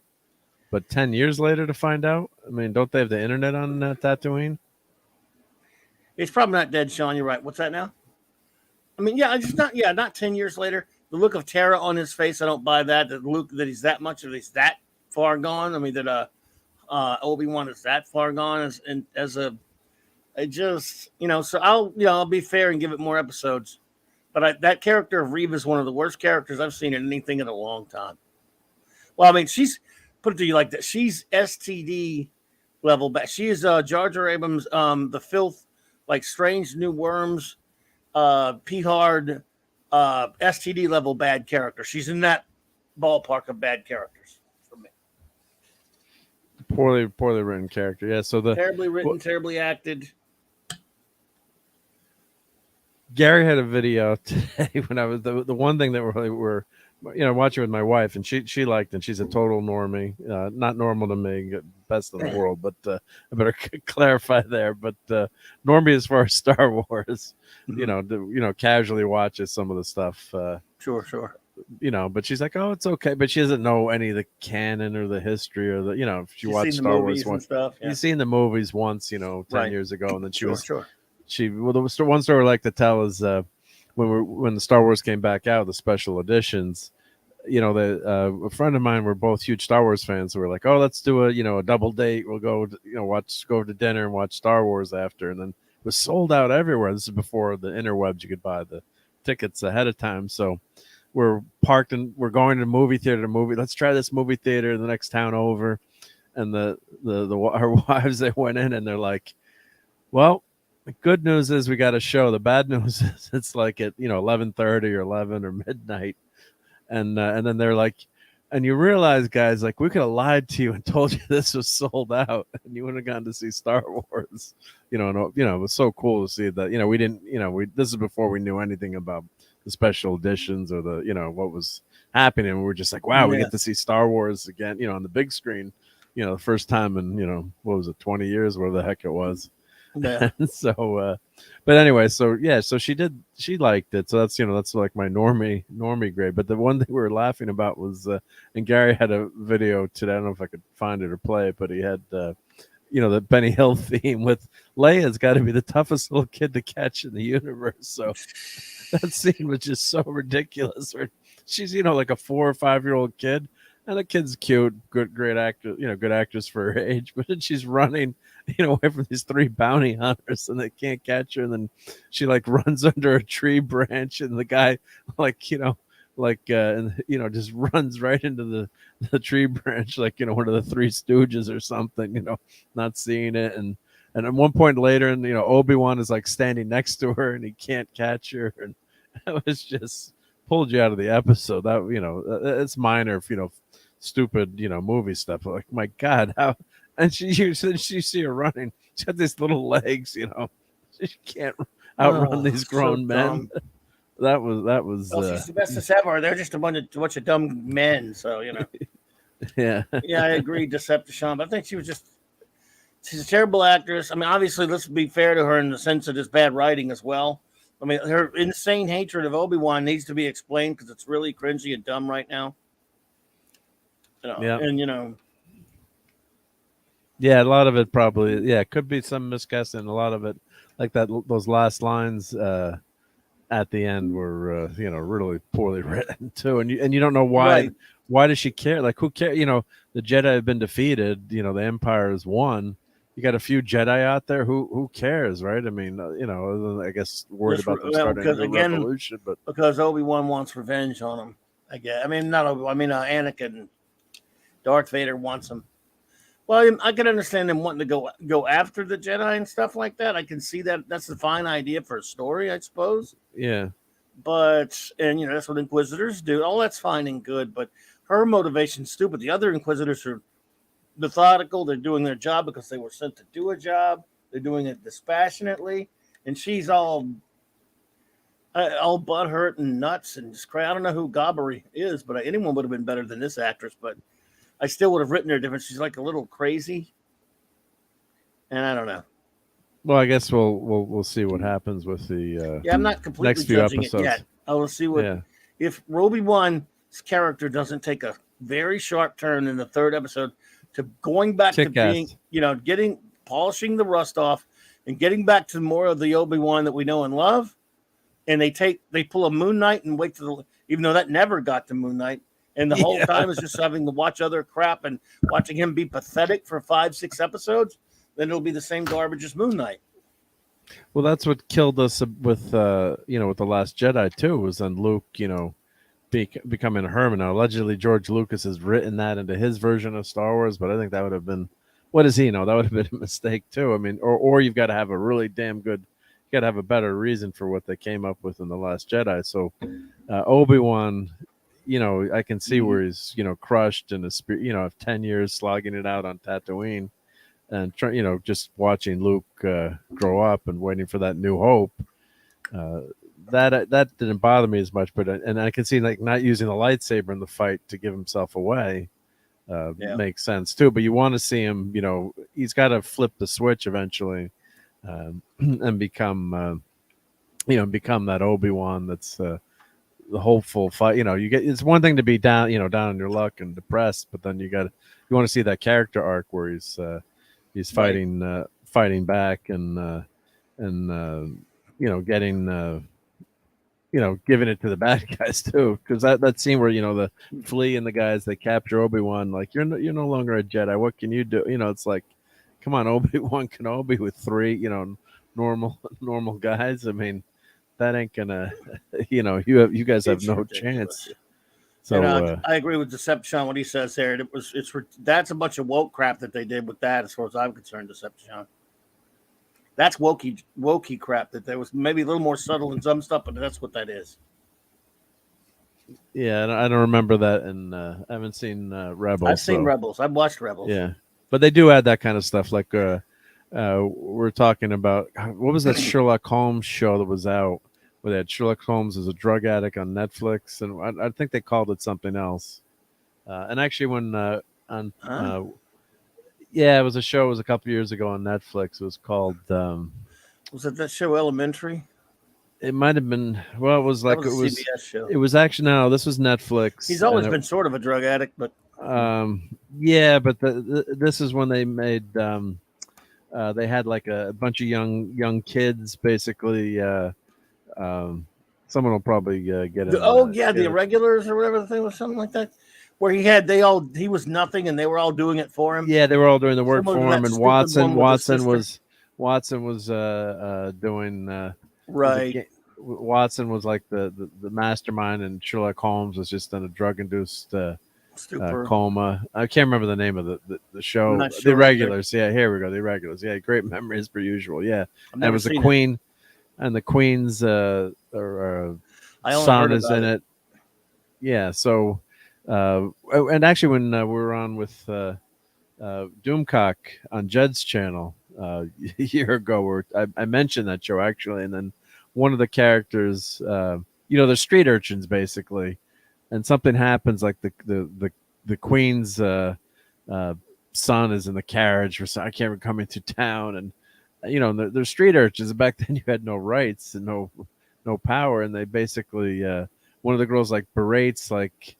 The royalty and the guy, the bodyguards and whatever. I'm like, you would have gotten the crap beat out of you. But the only reason that was in there was so that the character give this speech about being downtrodden, and I'm like, back in England back then, they would have beaten the crap out of you. You wouldn't have been anywhere get near a royal or would have survived. I mean, just to have that one scene.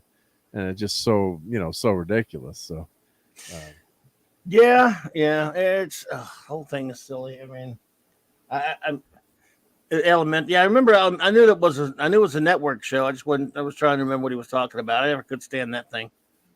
Yeah. Elementary, I couldn't stand that. But yeah, you're right. Doesn't jive with the canon. Well, they forget what they forget what they've done. They don't look at their own stuff. They don't watch their own. And Filoni, you think would know better because he did Rebels. So that means, since Filoni is dumb as he can be, that means that the Inquisitor's not dead. But I mean, that had to hurt. He's got to come back. Yeah, but then he's going to kill Reva. If not, that'd be really stupid. But then he's got to kill Reva, I guess, right? Too. Yeah, something's going to happen at the end, and she'll either be. I can't see them killing her. Yeah, and they won't let Obi-Wan do it for sure. If anyone kills her, it'll be Vader. And I don't even know why. I don't know why. Or maybe it'll be Leia. But I really thought that Obi-Wan really should have hired Brian Mills to track down Princess Leia. Yes, he has a special set of skills. I should make a quick YouTube video of that, like merging those two together with. And I will kill you. and then Leia running under the tree branch, and the guy. That's maybe if I have time. If I have time, I'll do like a spoof video on that. But, right. I mean, Ewan McGregor's a great actor, and he's fantastic in that role. And some people probably recognize him more as Obi-Wan Kenobi, depending on your age. But the blowing off the first Jedi, I think yes and no. I mean, I agree with that. Killed me too to see him do that. But I think he was just trying to say, I guess he didn't want to say that Luke was there and his mission was to protect Luke and he's our hope for the future. But he really did a disservice to the guy too. So he told him to, put your, bury your lightsaber and just move on. And of course, as a Jedi, he couldn't do that. But of course, Obi-Wan's mission is not to, help anyone out. It's just to watch Luke, right? So if he gets involved, he's going to sacrifice. Then maybe they'll find out about Luke or why he's there, or he's not there to protect him, and then something happens to Luke. So kind of like a prime directive, I guess, quandary in a way, but he really didn't, do the guy any favors or help him out in any way or try to, tell him, he just says you'll bring attention here. We can't have it. But yeah, that was really rough to see. I agree. But I guess if he had done something to help him, though, then what would have happened too, right? If he wipes out all the Inquisitors, then they're going to send more people and more people to the planet. So I don't know what you thought on that, Clobbering Times, or I don't know. I'm just gonna wait and see what happens. Yeah. I'm not gonna judge any more than I just thought those 2 episodes were rather kind of dull, not the direction I would have gone. Yeah. But I don't know yet. I just thought it could have been. Well, yeah, I kind of agree with Sean was saying right there too about how it was kind of disappointed in the lack of Star Wars aliens in the episode. Yeah, I mean, humans on Tatooine. That's and true. the planet Kenobi's meat packing plant. I mean, what did that meat go bad out sitting out there in the desert after a couple days? I mean, it's like they're working there or is that like a new creature they kill? And they didn't explain that. It seemed like the same creature. Well, right? They're never going to explain anything. They're not they're not big explainers at Disney. So wouldn't there be a lot of flies and stuff out there? Just I don't know. I mean, who knows? Maybe they don't have those in the desert, right? Yeah, they don't exist. If I know. Just the whole thing is just dour and depressing, and he doesn't help the other Jedi. He just like he should have, comic relief crusaders, right? Or he should have figured out like good writers would have figured out a way to have him help the Jedi without revealing himself, like to do something. Should have done something for him. To do something. So, like the easy way out is not to help him, like the prime directive, but you want to preserve that character unless they're. Because then they're breaking down, deconstructing the character, so he's not that Obi-Wan and love anymore. He's like that Luke from The Last Jedi. That isn't Luke, really. So, yeah, they should have figured a way, or like, had gotten him passage off the planet, or said, I know, the smuggler or whatever can, who are the little dudes? Jawas. The Jawas, thank you. My he had a Jawa buddy. He can smuggle you out, but you got to get off the planet. I can't tell you why, but we can't draw attention here. Something like that, and then just like one line instead of having the dead Jedi. There they wanted to have that message, I guess, but right in terms of showing how tough the Inquisitors are, but. And the other thing too is like why Order 66 too. It's like why are the Jedi so easy to kill too, right? I mean, they're the badasses of the galaxy, and the clone troopers. You think would be much tougher fight. I guess they outnumber them so much, but it seemed like the Jedi were so powerful and so built up that and they were always killed singly when. Yoda always said, Order always, 66, you mean? Oh, yeah. When Yoda said, always 2 there are. Well, the Sith, yeah. Master and apprentice. Yeah. I thought he said that about the Jedi. Said about the Sith. Sith, oh, okay. Yeah. Because when they were all getting killed, though, I mean, General Order 66, each of them were like generals leading, troopers in the Clone Wars. So a lot of them were outnumbered big time. I guess, yeah, that makes sense too. Yeah, if you're totally outnumbered. Well, this episode, first episode of Kenobi, of course, opens up with all the backstory of showed a whole bunch of like a little big, like a montage from the sequels. I mean the prequels, sorry. And so it shows you all leading up to that, and and at the end of that, they show you new stuff, quote unquote, where a bunch of kids or some of them actually get away from the temple or something. I mean, a lot of kids in the Jedi Temple are being killed, and like a few of them get away.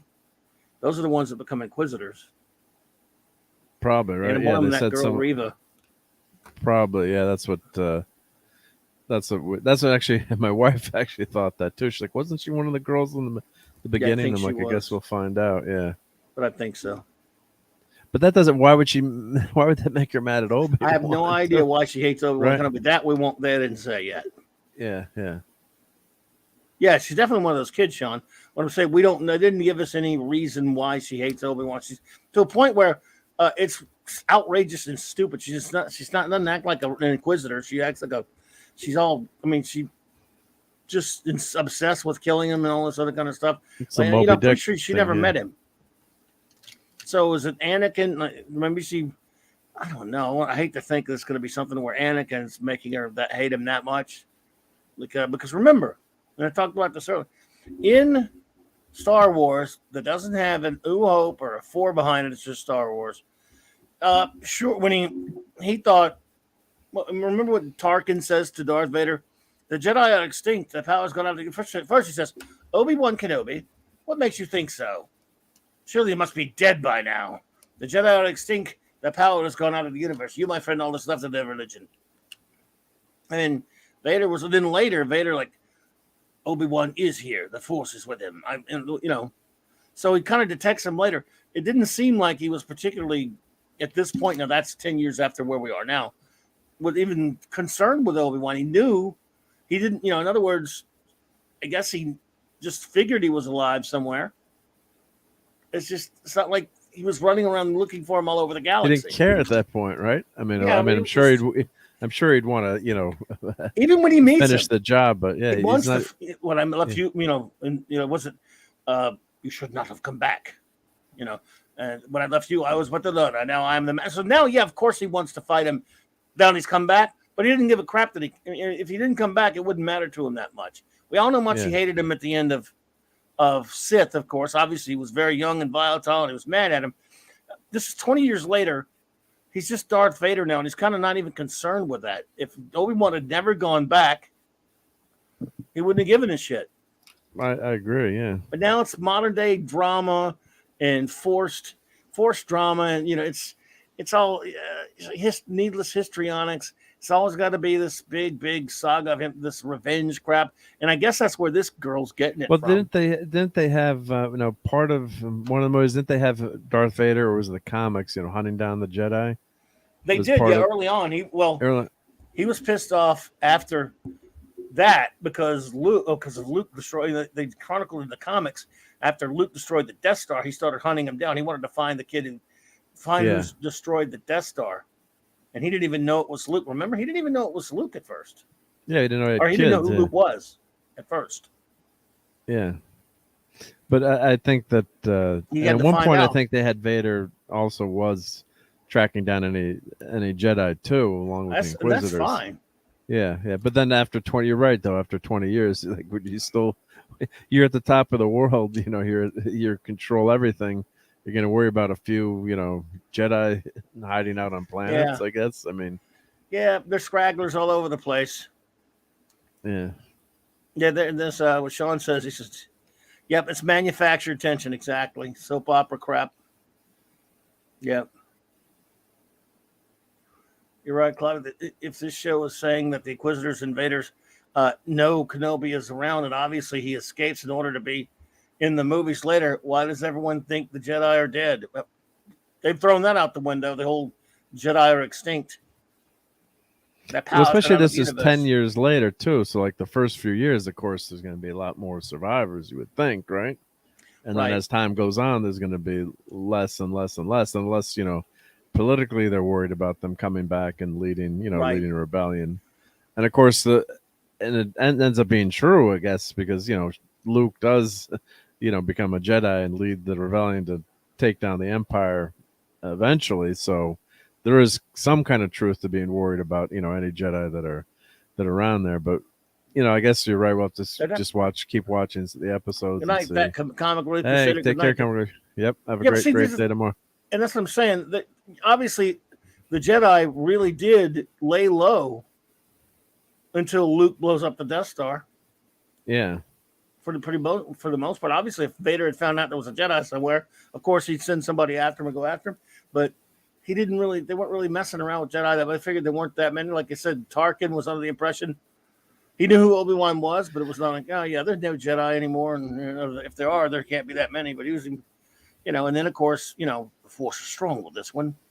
When he says in the Death Star battle about Luke, so he knows that he knows that about Luke, even though at the first he probably didn't know who was his son. Because remember, he meets Leia and doesn't know who she is because it was retroactive, of course.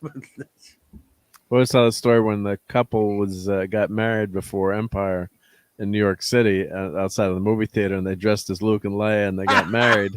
And then they walk into the movie and they find out that Vader's their father and Leia's their sister. Well, in Empire, they didn't find out about the sister thing. It was Jedi they found out. Oh, it was Jedi, yeah. They found out that Vader was the father, but it was Jedi when that dumb reveal of them. All right, so it must have been Jedi, yeah. But it was probably Jedi. That'd be funny if they got married before Jedi. Yeah, they got married. Yeah, they got married. And then they found out there. Because that's why I couldn't remember because no one, they said, news at 11, and there were no spoilers back then. There were some, but not the comic or the novel. Not to the extent that there were today. So they got, there was never a follow-up, I can imagine them in the movie theater, did they have to get a divorce? It's like, oops. But, yeah, because no, it was such a big explain deal. That, Cal. Yeah. He said that they ever explain, because I can explain it because George Lucas is a tool who shouldn't have made them brother and sister. I hate that. He didn't like that? I hate it, man. That was not planned, by the way. That was done for Jedi. It was not planned before that. Oh, wasn't? There is another. Could have been anybody. Lucas, I don't care what he says. He didn't have it planned. I think Gary Kurtz didn't like it. Okay.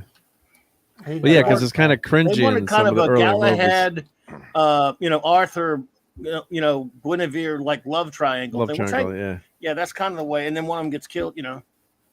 Yeah. But of course, that one scene with Luke, he finds out, he's going to go after his sister. Then that's the turning point too, in terms of how they wrote it. That's when he's able to finally defeat Vader for good. There, right. So that was a great movie in the cinema. So you're thinking of brother protecting his sister, but yeah, that especially it was pretty awkward in the considering some of the kisses in Star Wars and Empire. Well, certainly in Empire. In Empire, yeah, it was kind of without that explains it. Yeah, without knowing how things are going there. Right. But how would you think that would have been? Well, another could have been, like you're saying, could have been just another character out there in the wilderness. Yeah, there is another. Yeah, maybe it was Wedge. He kept getting lucky. I don't know. Yeah, but it had more emotional impact. If it's a character you don't know anything about, it doesn't really work either. Like, who cares, right? Not that who cares, but yeah. So I don't know. Yep. So well, the whole last hope. Remember, they shouldn't even have the line that boy is our last hope. I mean, that could have been. Well, it's a very sexist line too, right? We got Leia out there to help us. Yeah. Because in this series, they say she's just as important as Luke. You caught that line too. And they used to say that she was never really as powerful as him. Yeah, not anymore. She never, until the piece of filth Last Jedi. Not anymore. Yeah. Yeah. So, but they don't care. So I guess we can move on to minor Stranger Things, even though I didn't watch I know you didn't watch, but I could riff on it just for a minute. But so I started watching the first episode. So of course they're 1986 in high school, and of course that was my senior year in high school. So I'm checking all the outfits, and of course everything. When they look back on it, it's always over the top. And but they got the look pretty down pat, I think. And of course, I was playing Dungeons and Dragons back then, and hanging out with some of the cool kids too, playing sports. So it was kind of fun to see that. But, I agree, Sean. By the way, sorry, he was. No, it's okay. Yeah, hanging over Luke. Yeah, awkward. Yeah, that was. How do we? So obviously that's the writers, Lucas. Yeah, not planning it out. Yeah. Yep. Yes, sir. And Lily says somehow she's always known Family. Yeah, the Family Guy. What was that called? I bought that Blu-ray. The Star Wars special. Star Wars special. There was a joke. Yeah, there was a joke title on that. Yeah, those were funny. But so Stranger Things picks up where the pretty much a little bit after the last one ended, and the police chief is somehow got transported to Russia, or taken hostage by the Ruskies. So that's not a spoiler.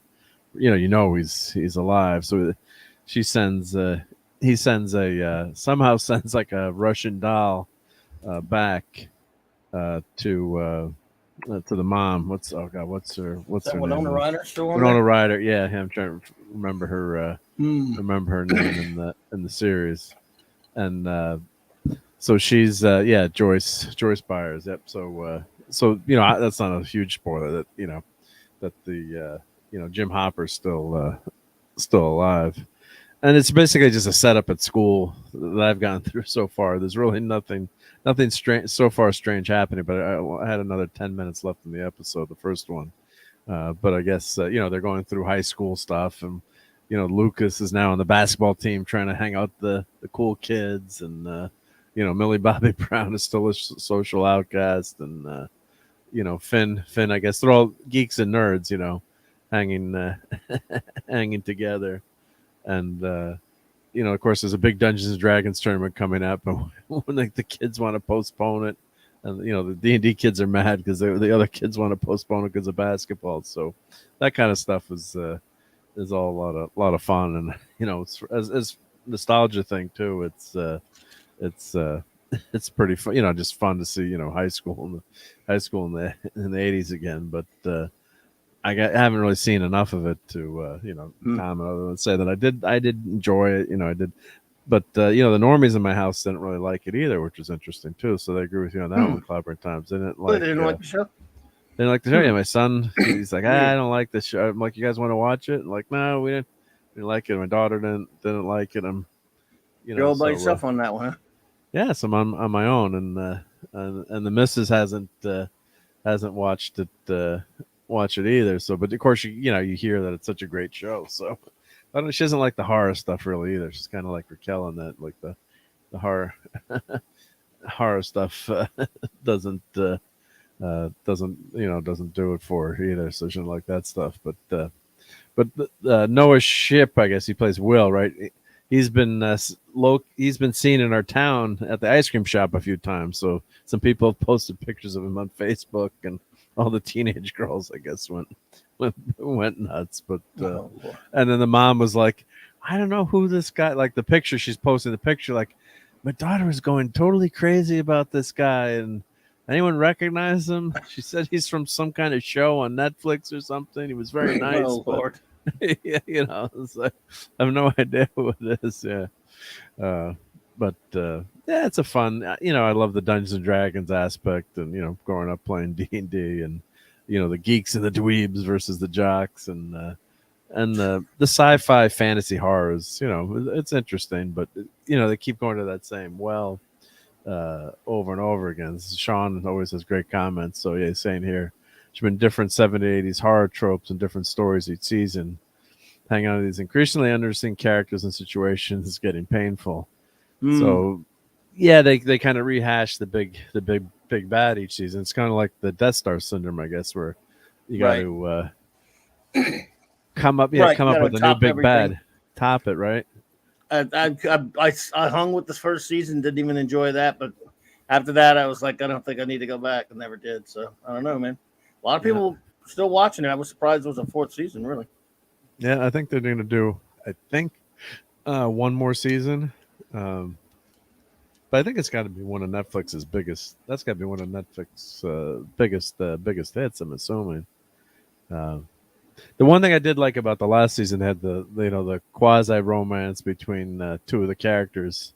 The girl in the ice cream shop, and the other character, Steve. And he's falling in love with the character in the end. Unfortunately, he's like, oh, I'm batting for the wrong team. So I was like, oh, poor Steve, but it was they had a really cute chemistry there between the two, and didn't work out. But yeah, just they can't keep doing. They're not kids anymore. So yeah, Captain Skywalker said first episode didn't grab me. I don't know. Are you talking first season or this set, or maybe this set, or maybe new season? Yeah, probably new season. Yeah. So Stranger Things season 1 was perfect, ending on a strange cliffhanger. Yeah, well, that was true too, right? Yeah, with the ending of the first. I know you didn't like it, Cobby, but that did end on you kind of waiting to see, and the kid is he flashes at the very end. They flash back to that's the what do they call it? The first season. Yeah, when Yeah. they go to the other world, what do they call that other world? The Upside Down, I guess. Yeah, the Upside Down. Yeah, I forgot what it was called. Yeah, Mind Flayers. Yeah, D&D Mind Flayers. Yeah, that was as soon as I saw that, and then one of the seasons they pulled out the Monster Manual. It's like, let me grab my Monster Manual, and yep, that's the page. Yep, first season. Yeah, so first episode didn't grab you. Yeah, you got to be. It's got to be something that really interests you. You can't tell people to watch something that you're great at that clobbering time, so you don't tell people to. You must watch. I watch it, and I don't know why I stuck with it. I guess because I needed something to watch at the time. I don't know. That's been years ago now. Oh, Maddie's daddy's got to head out. Steve, all right, dude. Say good night to everyone. Yeah, thank you again for having me, and it was a pleasure as always, everyone. Thanks for helping the channel grow. Please don't forget to hit the like button, subscribe button, and we should even be to help the channel grow. We should be putting comments in the comments section because all those things do contribute. But as always, this is the best crew ever. You guys are awesome. Thank you, Steve. Yep. As are you guys, and I'm gonna go watch my daughter sleep. You guys have a great buddy. Have a good one, man. Maddie tomorrow. Don't wake her up for that. Yep. Thank you. Much appreciated, Steve. Later, bro. Yep. Have a great day tomorrow. Yep. Thank you. All. Yep. Great guy. Thank you to Maddie's daddy. Yep. Steve He's Mitchell. Awesome. Yep. Thank you. Yep. So it's always great having him to hang out. And I started this hour later than I like doing the 10 p.m. Oh yeah, you did. But we were hanging out watching Family Time, and then we were watching some episodes of Jellystone, as I call it, Yellowstone. Jellystone. So Jellystone. Yep. So it's that streaming syndrome too. So it's like just one more episode. Oh yeah. When you're streaming something you like and you can binge it, it's tempting. You keep going. I just finished re-binging the Orville in preparation for the new episode coming up next week, and I'm like, oh no, it's over. I'm so sad it's over. At least we get to start with new ones now. And but Friday morning, I think. This Friday's the first episode? I think it's Thursday. Friday. Well, Thursday, 3 a.m. I think it's Thursday. One of those deals or something. I'm not exactly sure. I'll have to check back Loki, and then Friday morning we'll be reviewing it on this. That'll be good. Yep. We'll look forward to that. Yep. If I'm up that early. Yep. Thing is, that's so early to review it. No one's going to have a chance to watch it yet. I have to talk to them about that. Well, I think a lot of people are going to stay up late to watch it. But if you got to work. But if you got to work the next day, to stay up. Right. If it's a 3 a.m., I mean, God, stay up from 3 to 4 a.m. It's like that's going to be a painful day unless you go to, like, sometimes when we do the midnight shows at the Marvel movies, when they really were at midnight before they said, hey, the movie theaters got pissed off and said, why don't you just start opening the movies at Thursday at 7, or 6 or 3 p.m. Who cares? After a while, like, who cares? Yeah, because the midnight shows were something really special to go to, because you were like in that select, crew of people that were we're the real fans. We're here at midnight. None of you wimps going at 6 p.m. or 7 p.m. But I can only imagine for the movie theater operators too, right? To have all the crew there at midnight. Oh yeah. So, but that was it was kind of fun. But now not. But what I would do sometimes is come home from work and then go to sleep for a few hours, and then because then you go to watch the movie. Yeah. And then I'd get up and I'd go on the internet and start reading reviews, and wasn't so much YouTube back then when the Marvel movies first started, but just to see what everyone thought about it. Sure. Yep. Yepers. Yep, indeed. Hungry Boy says Fiend Folio was better. I do have the Fiend Folio. Yep, that was a creepy dude on that cover. What monster was on the cover? It was like the undead guy. Mm-hmm. Who was on the Fiend Folio from Dungeons and Dragons. It was yeah. Here, I got to show the picture. I don't know. Yeah, here's the Fiend Folio. Yep. Share. It was a Lich, I think, or was it? Did you were you a big Dungeons and Dragons player? Yeah. Played a lot of D&Ds. Yeah. The D&Ds. Yep. So that was funny. There's like one scene where they're saying that this is all leaded all these things I can't repeat on YouTube, but right. Yeah, the nuns weren't too happy at Catholic school, so we covered up which is actually good because we covered our all our D&D books in brown paper bags. So they're all my buddies, all our D&D books are in great shape because we're always covering them up to hide them. So yeah, that's the cover from that. So oh yeah, that's the Githyanki. I can't say. Yeah, that's the guy on the cover. It's some Githyanki. Yeah, I can't pronounce any of these things, but yeah. So that's the mind flare. Yep.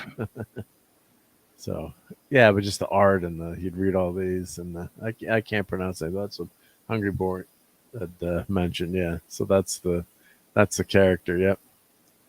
Yeah, it's they worship a lich queen. Yeah, the licho. Those are tough monsters to fight. Yep. But then you used a lot of your imagination when you did this stuff too. So that was the fun thing. I think this book got discontinued, or after a while, I'm trying to remember. But we always kept playing with the. We were old school. We never got adopted the newer rules. Yep. So, but you never played D&D in Clobber Times, No, did you? I have not played it, but I knew a lot of friends that did. Yeah, actually, I can't say that. I got invited to a friend's place like once or twice back in the 80s to 80s, early 90s maybe, to play a little bit, but never was. And I played a couple other DC role playing games here and there, but I never really had done much role playing games. So yeah. And everyone always tried to talk in an English accent when they did their characters. It was pretty funny. Yeah, it was just something like stop doing English accent. Yep. So it's Githyanki, I think, if I'm saying that right. Githyanki. Of course, if you're playing and whatever the dungeon master pronounced it, then he was right. You don't want to piss off the dungeon master because he was in charge. Yeah. So I got to tell a funny D&D story. So my buddy Rob, who passed away a few years ago, was one of one of the dungeon masters, and we had a strategy club at school. I don't know how we didn't get our asses kicked there. Some of us were pretty big guys at that point anyway. But it's a strategy club, so we had like a D&D campaign after school. And my friend plans everything out, and he had designed like these all this fancy lighting system, so there was like oil going everywhere. In the dungeon you create everything. The dungeon master creates a world or whatever. So we had all these oil pools and lighting pits, or to light everything up. So like in the first room, like everyone's in the room in the dungeon, and I'm like. And you describing the oil, so I'm like, I take an oil flask and throw it into the corner, and so then he rolls or whatever. It rolls like it's a bad roll. It's like my character's name. He's like, Mark just threw. I thought it was a monster there, so he's like, just threw it in. He's like, he just threw oil flask into what he thought was like a black pudding, which is like a monster, like the blob type monster. He's rolling. He's like, he just blew up the room, set everyone on fire, and killed everyone. Campaign over. It's like, so it was like for years that was the joke. Like, I killed everyone. Like, look at, is there black pudding in there in the corner? It's like, so I mean, it's a stupid inside joke, but like, it's like you blew everything up in the first room, So it was silly fun, yeah. But of course, a lot of people played it. Yeah, Yeah, it's all your imagination. So one guy took it way too seriously, so we would call my friend. This is before cell phones, thank God. And he'd be like, Rob, he's like, and the guy's name, I won't say the guy's name, but he's like, how's my character doing? And he's like, he thought at first he was like the guy was joking. He's like, it's 10 p.m. Do you know where your character is? He's like, your character is sleeping right now. He's like, okay, thank you. Like, you would call up and ask him how his character was doing. It's like, he's like, really? It's like, I don't know whatever happened to him, but God bless him. Oh yeah. All those friends. Yeah. Well, there you go, man. Yeppers, well done indeed. I'm always fond of people saying yeppers. So yeppers, yep. So has anyone in the chat seen the Top Gunners? We haven't seen it yet, and Clobbering Times will never see it. So I'm eventually going to go see it, but I had that on the poster too to lure people in. We can't see the poster.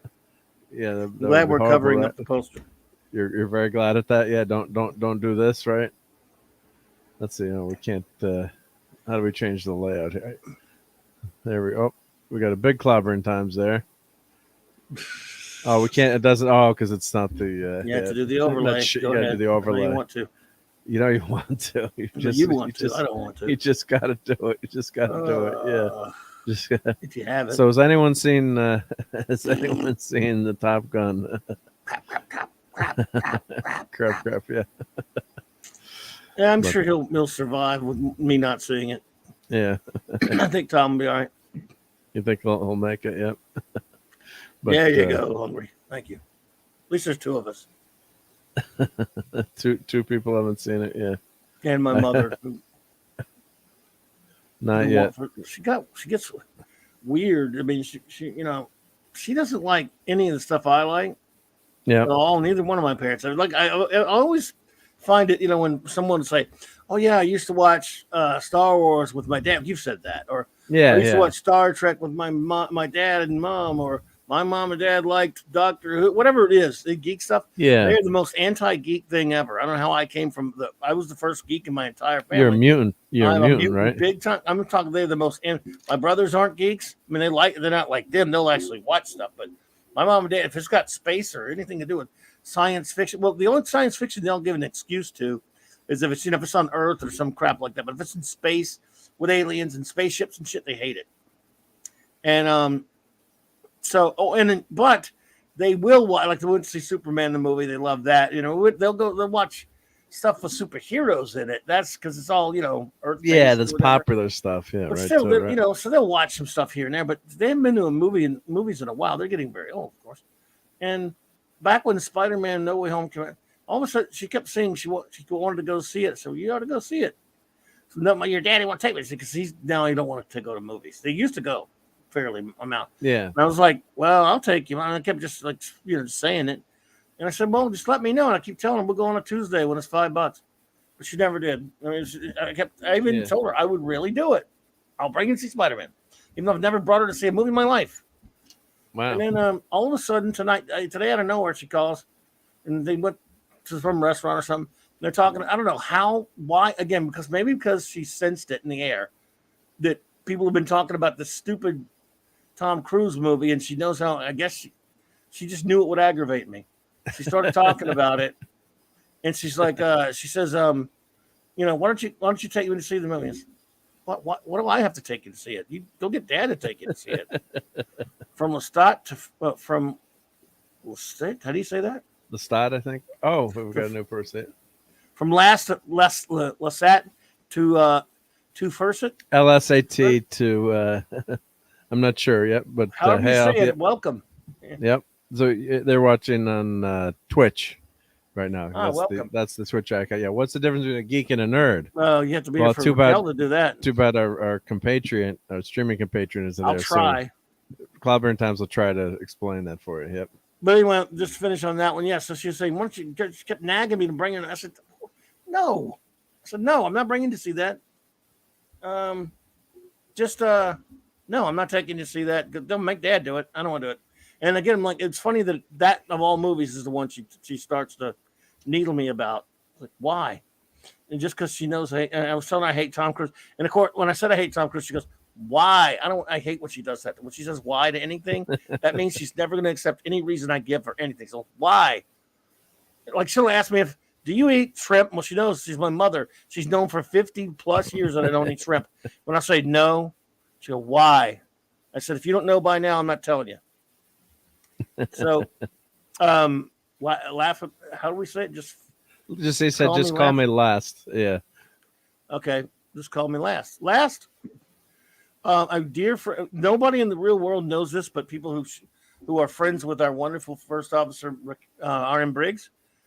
So the only two shows you're going to hear the actual distinction between nerd and geek are here or on my channel.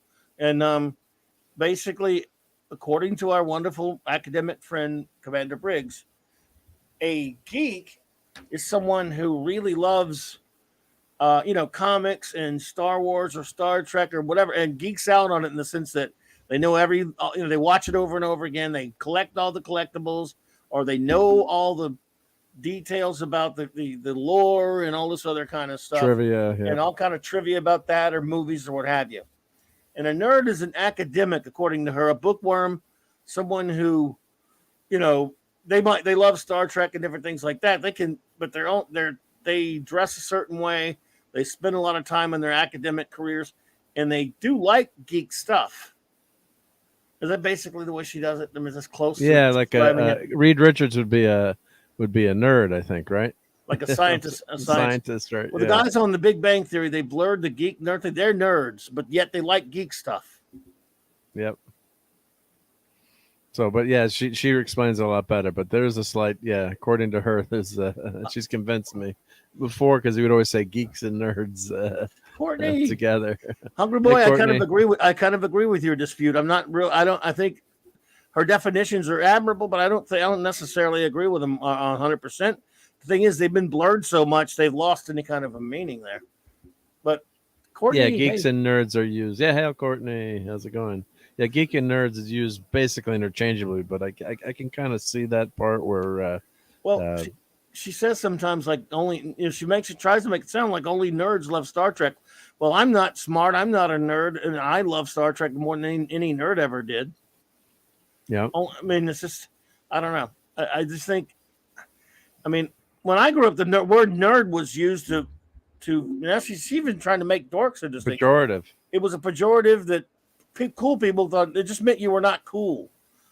And I don't, and yes, they would think it wasn't cool to be a bookworm or to be studious or to be academic or to be proper or to like geek related stuff or like, imaginative stuff like comics and Star Trek and Star Wars, the imagination realm.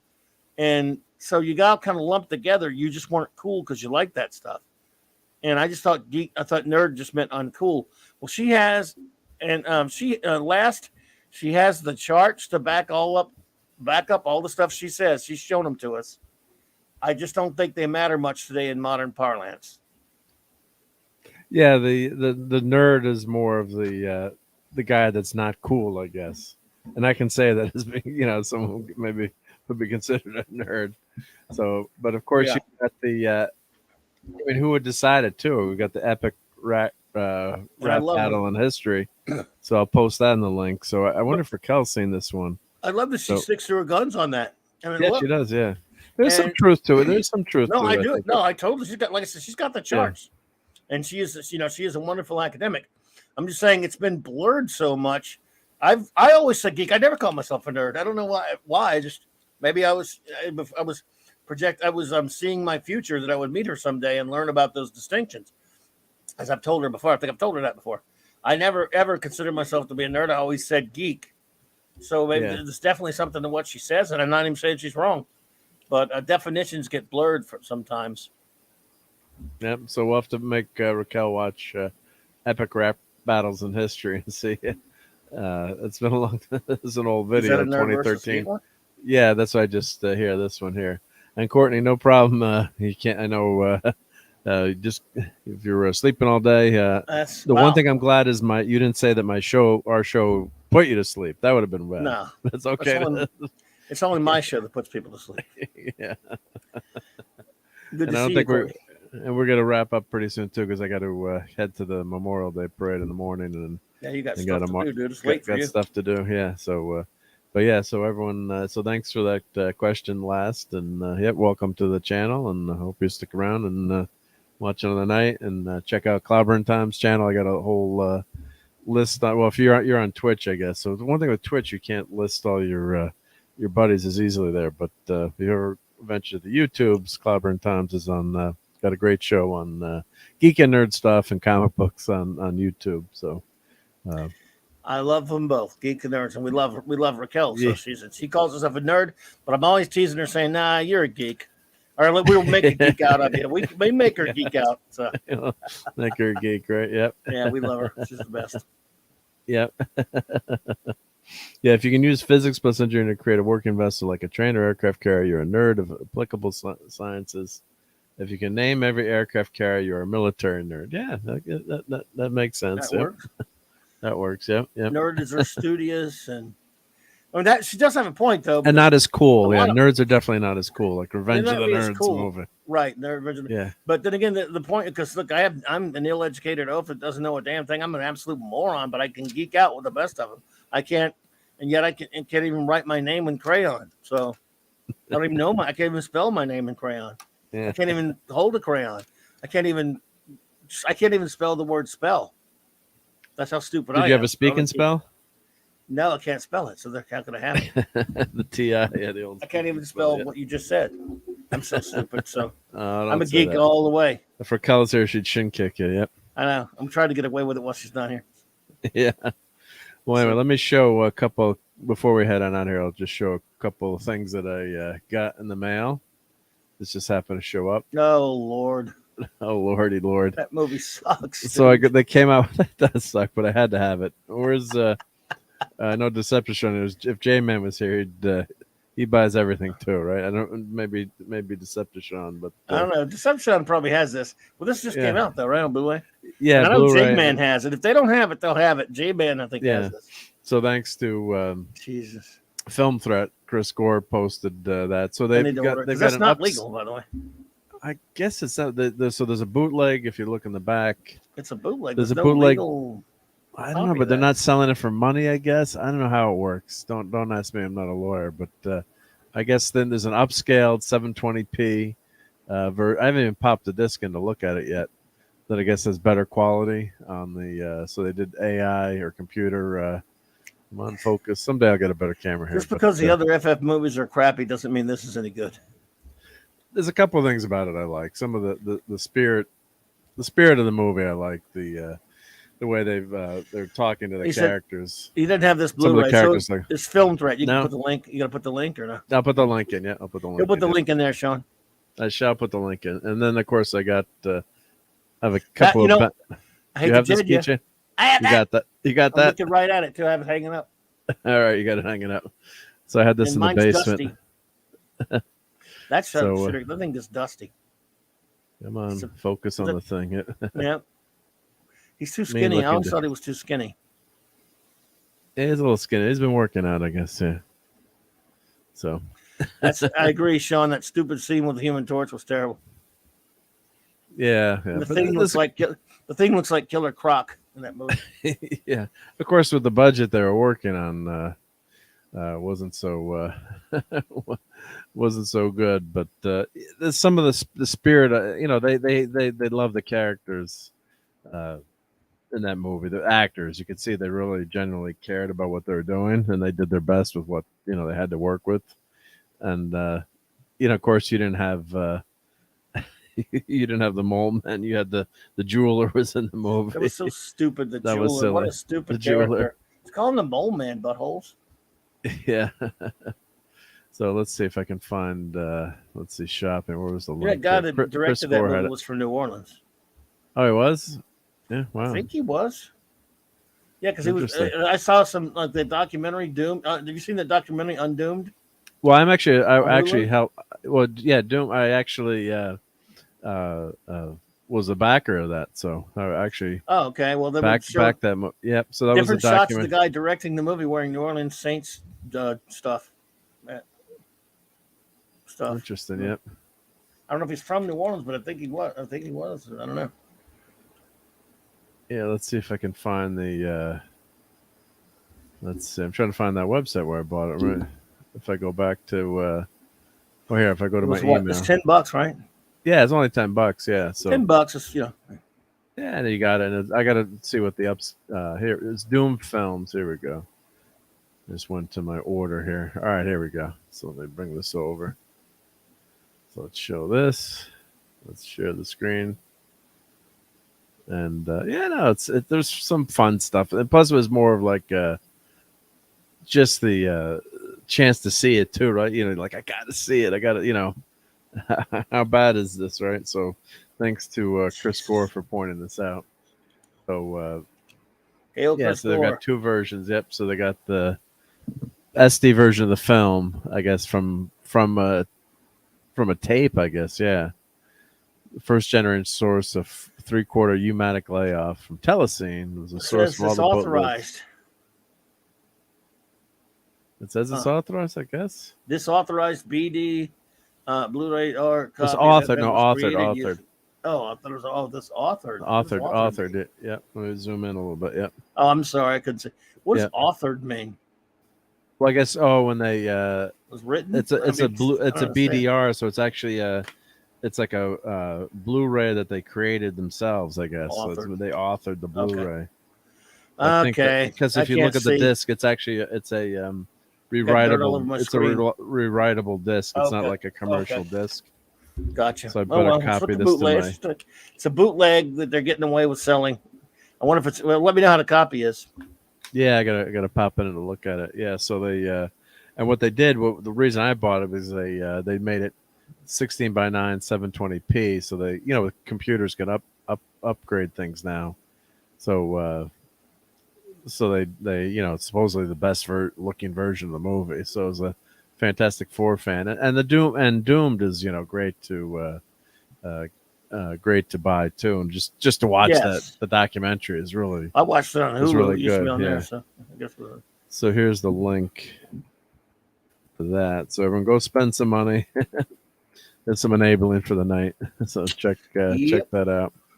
If I remember, I'll put that in the show notes. But it was.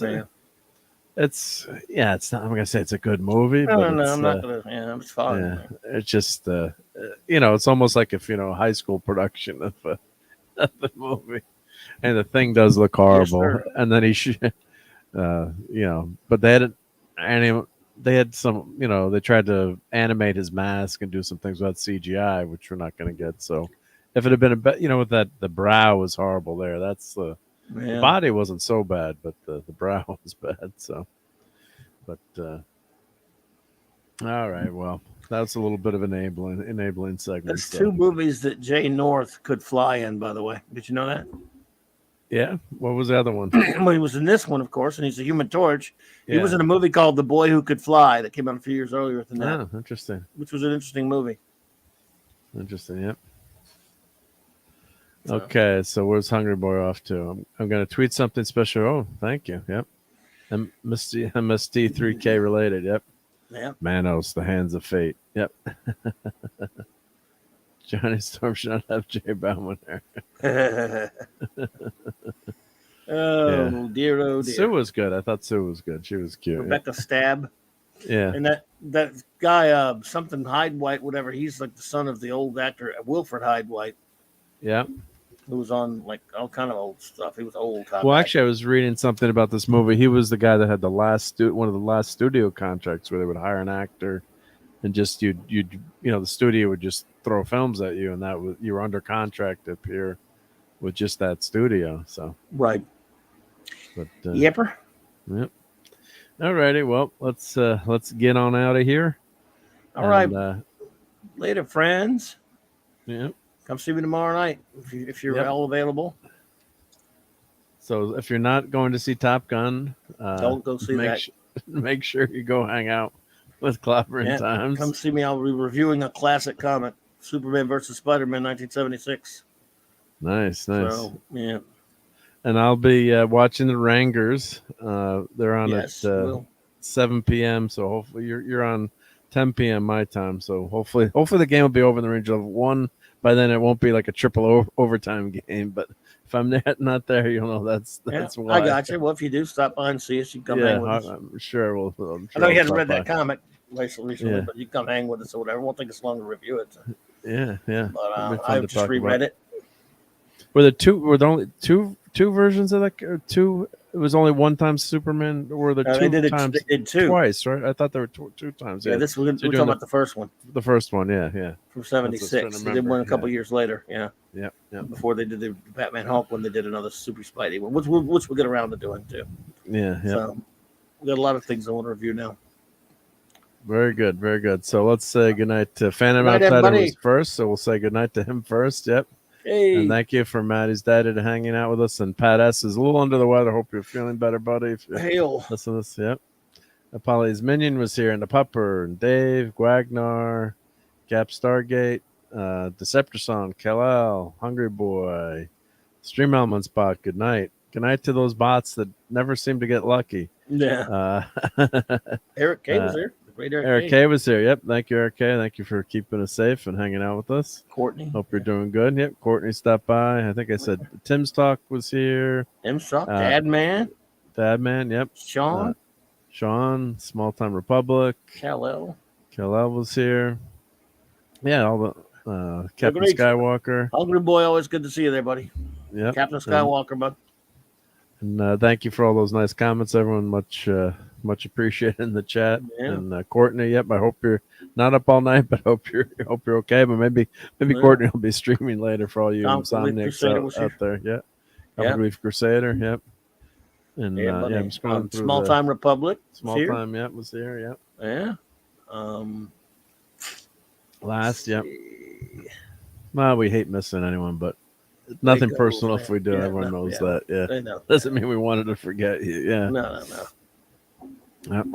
All right, and just one quick note. Everyone from Memorial Day we mentioned the other night on Star Trek. If you got anyone there was watching, or I'm sure most people were, most of the same, a lot of the same people. But just time to remember. Take a moment tomorrow. During the barbecue, if you can get to a parade or a ceremony, if you're in the United States, it's Memorial Day to remember all those who gave the ultimate sacrifice. So just take a moment. It kind of bugs me. It's a shopping day or party day, but it's a time to enjoy. You get the day off, but it's also just take a minute to remember why you get the day off and why we're a free country. So absolutely. Yep. So let's head on over to the good old Blues Brothers. My buddies here. Good night, everybody. Take care, everyone, and catch you soon, and catch you on the next Sunday Night Geekery, and hopefully during the week, and all my shows and all my buddy shows. So take care, everyone. And now if I can find, Boomer in this, if I can find my outro here. Got too many things. Boomer. Where's that outro? On there. A lot too much stuff. Too many Star Trek clips. Like too many. Okay. Too many things on there. Like this. I'm trying to find. Smash the computer's inoperative. It's tough to find everything when you got your computers down. But, yes. All right, everyone. Take care. Catch you soon. It's 106 miles to Chicago. We got a full tank of gas, half a pack of cigarettes. It's dark, and we're wearing sunglasses. Hit it.